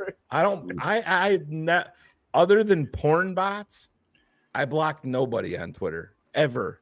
No way, Dante. That's what we call him. He's definitely no Chris Everett. Freddy, flip flop Freddy. Yeah. The traveling Egyptian. Yeah. Right. There you go, HL. That's exactly the Gypsy King. The Gypsy who never goes on screen. I wouldn't have even called his mother a cunt. There's no need to. Yeah, I'd call her a worthless piece of shit. His mom let him quit sports. Now he's a big tough guy. Yeah. Oh, Chris, you play the violin. Buddy. Chris, don't worry. You can always do ballet. Yeah. he's watching this. He's watching this from his. God damn! I can't answer them. Remember those old couches when you were a kid that had like the fucking the scene on the fabric of the fucking couch? Yeah, like and it kept coming back in the woods or whatever, or a fucking wagon. Yeah, that's Chris. Yeah, he's like Uncle Rico. I could throw a ball over a fucking moon, over the fucking mountains. Chris is Chris Everett. Well, Sean, I mean, I understand, but Chris would have dominated the entire chat, and that's not what we want here. Oh, Sean.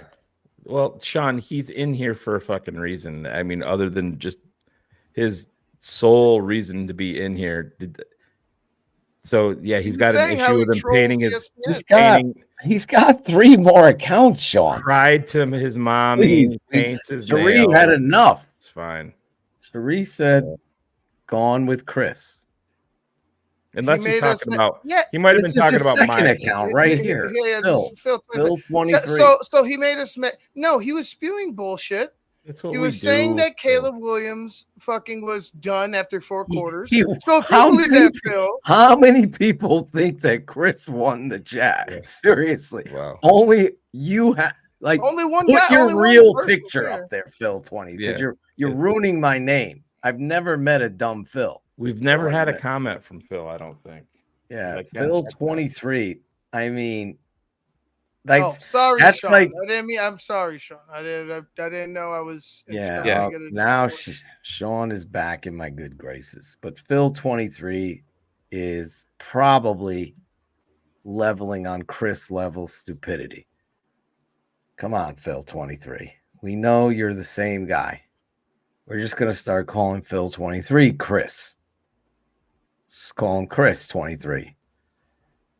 It's just ridiculous. Yeah, it's fine. There he is. I think Phil's new here. Phil, don't ruin my name, bro.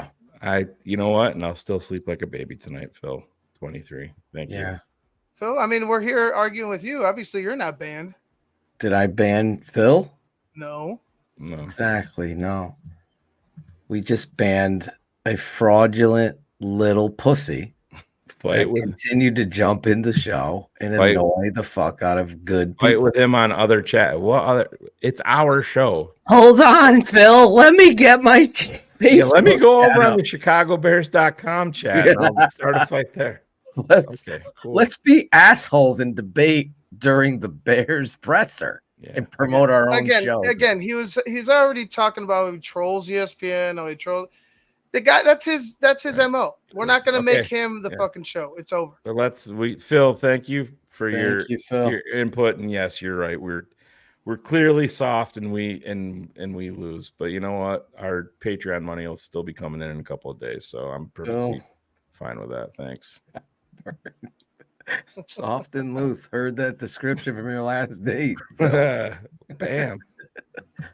Phil Bye, is. Bye, Phil. Bye, Phil. Bye. Now your mother is a cunt, Phil. Not you, Phil. The other Phil. Oh no, I got it. Phil 23. What do you think the 23 stands for? Jordan or Hester? Phil 23 is gonna go hate fuck Chris right now on his fucking magical cabin couch. You should have said this. Fucking piece of shit. Bear Down Punch him in the back of the head. Nation won. Bear Down Nation won. He gets it. Yeah. He was Bear Down definitely- Nation one gets That's it. Right. That's He exactly gets what it. I was. Thank that's you. exactly what I was saying. Bear Down But Nation. he won. was using a better word than you, Ivan. Correct, because he's probably Spamming smarter. is He's the probably word. smarter than what I was. We should get Bear Down Nation 1 on the show. Oh, wait a minute. Let's do this. He can deal with Let's do this. It's gonna be so fucking fun. screenshot. Right. You looking up at your comments now? See Oh. that? Oh, guess Oh, what? man. Bill was just banned. So soft. He's so fucking So soft. loose. Yeah, so Soft soft and- and loose, like Bill 23's mom and sister. His grandmother was a sweet piece of ass, so I will give him that. That bitch smelled like mothballs. But anyways, what's up? When you Well, when you we're the double post, when you copy paste your comment, yeah, right. yeah, exactly, guy. I'm gonna show them. I'm gonna show them. I'm gonna put it in my notes. Copy paste it all. Shree's eating pizza and missing this. She's Bullshit, watching. Come on, She jumped Sheree. in and fucking totally banned Chris I Foster. told you, She could she's- be here she's defending on- our honor right now. She's on a fucking warpath. Bob Chimney. I mean, if you have a name like Chimney, right? How did this last name come about? That is, feel like I the most don't know if I've interesting ever thing. met anybody with the last name Chimney. Bro, it's like amazing. It is. Not only is he a good Do you smoke? person in Bob? the chat, yeah, like does he smoke like a chimney? Is he friends with Claudio? Does he gather antiques?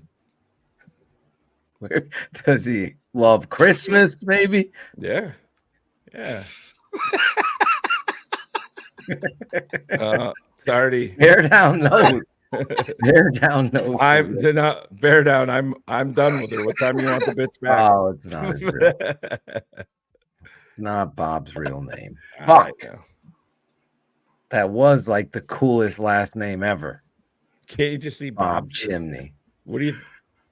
He just sitting around. He's like He does smoke. He does. writing shit down. He's like, I love our fans. I'm gonna create a YouTube account, Bob Chimney. There's I mean, he hit it on the money. It was Yeah, He it's good. did. solid. It's solid. good. It's a great name.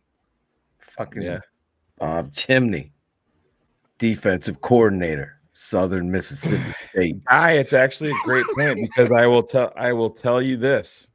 If Roma Dunze was not there, the Bears target we have on very good authority was exactly who you just mentioned.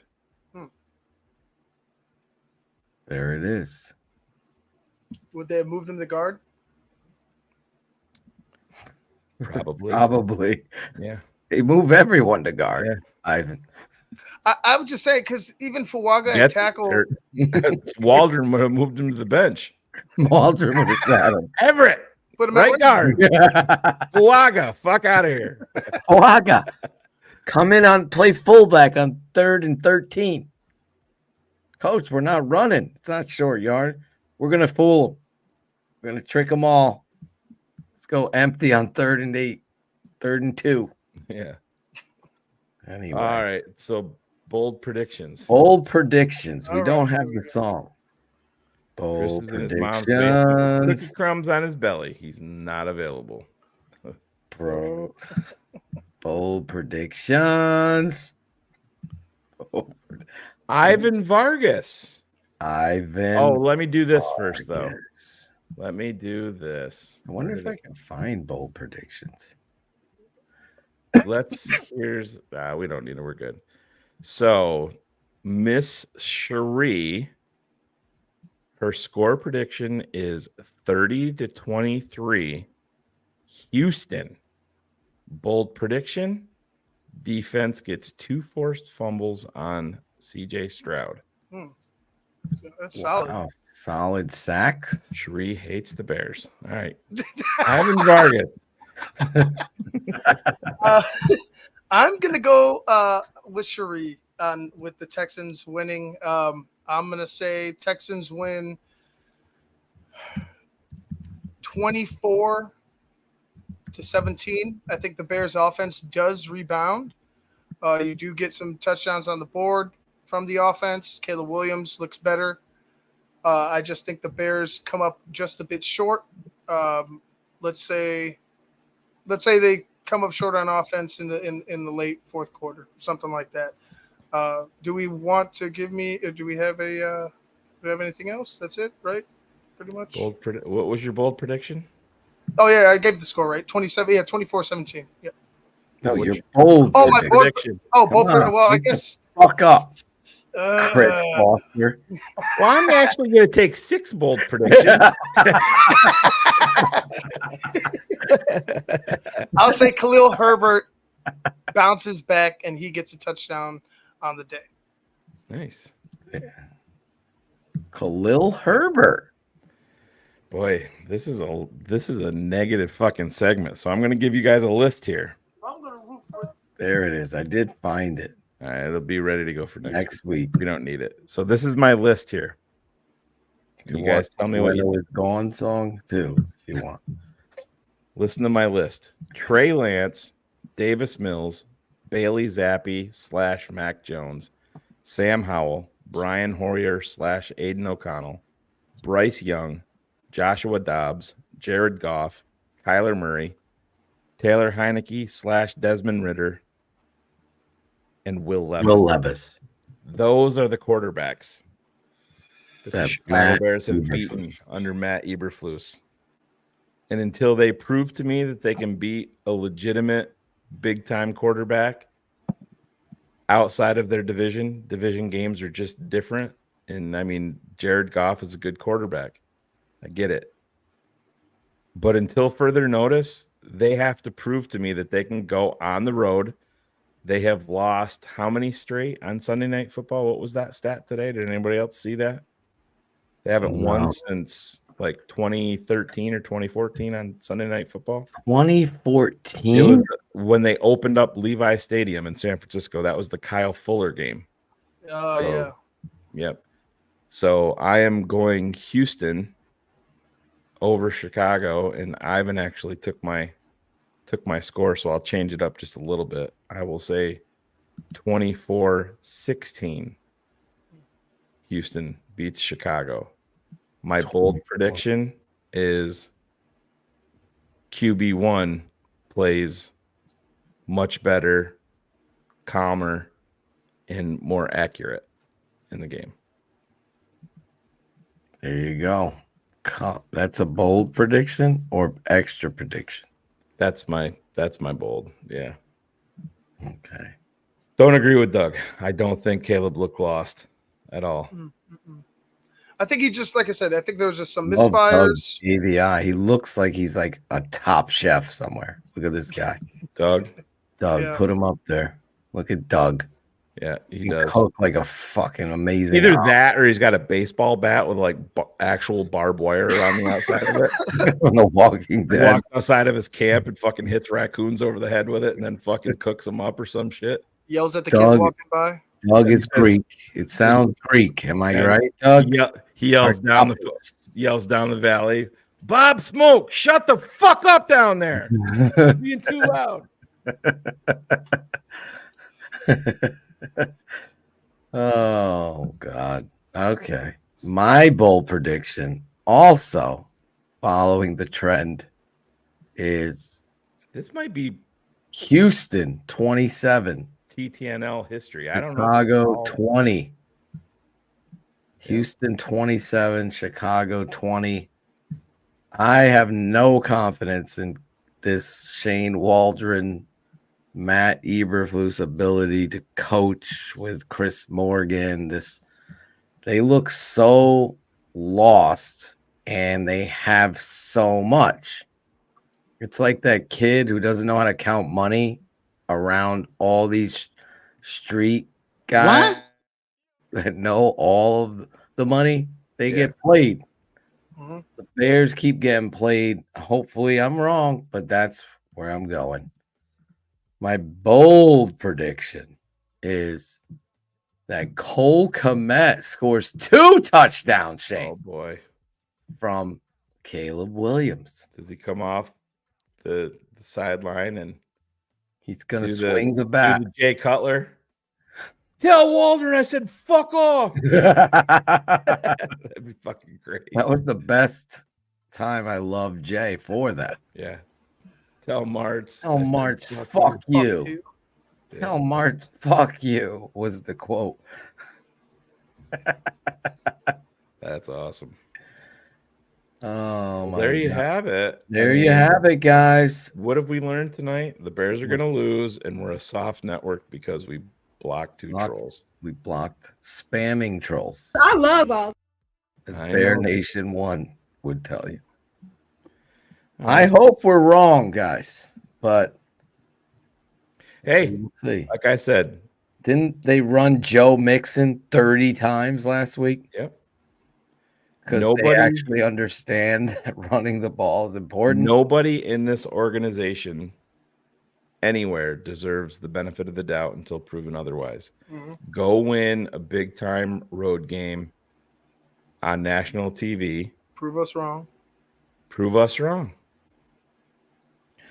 Prove us wrong. That should be the title of this show. And she's good. Bear Down Nation 1. How old is Bear Down Nation 1? My eyesight's so bad. That's his son, probably. I'm thinking. Okay, I hope. Yeah. He looks young. Yeah, if that's actually him, I am completely sorry about what I did to your mom. He's calling it a dust. It's scary for that age. Dale DeBach, Brennan Huff have been blocked. He's blocking people for us, Shane. Yeah, Dale Doback. Yeah. Yes. All right, guys. Let's get out of here. Shane and I are starting to make trend towards 2-hour Wednesday shows in season. In season. Yeah. We That went over our mark, Shane. That is yeah. We aren't trending towards it. That is 100% goal. happening. Yeah. I mean, if we Shane's dream. Oh my God. Well, somebody texted me and asked me if BHL was going to be like 12 minutes Sunday night. I said, well, the game will tell you a lot. If it's horrible, yeah, we'll get our points out and we're getting the fuck out of there. If we're all fucking partying and excited, yeah, we'll Can we make a suck it up. t-shirt? Shane loves moms. Please. Yeah. Looking for MILFs. No, it should be Shane fucked your mom. Yeah. Not European ones. I've been there. You cunt. Oh, I'm sorry. What happened to Claudio drop? Did Gotta that buy go American. when he said that? Or no, it's gone. A couple of the ones I took while we had some, speaking of soft, that we had some appearances by some stuff that we had to get out of there. Drop them out. Yeah. And yeah. All right. That's it for the Sounds show. good. How about we end it here? What do you guys think? That sounds good to me. Well, I got a number for you, guy. We got a bigger strip. Gotta get Angelo back on. Ivan misses him. Oh God, I know. I can't wait to meet him. Oh my Where God. was our quick ender Quick here? ender. Quick ender. There we go. There you got it. Oh my God, Greg, droning on and on. Shut the fuck up, dude.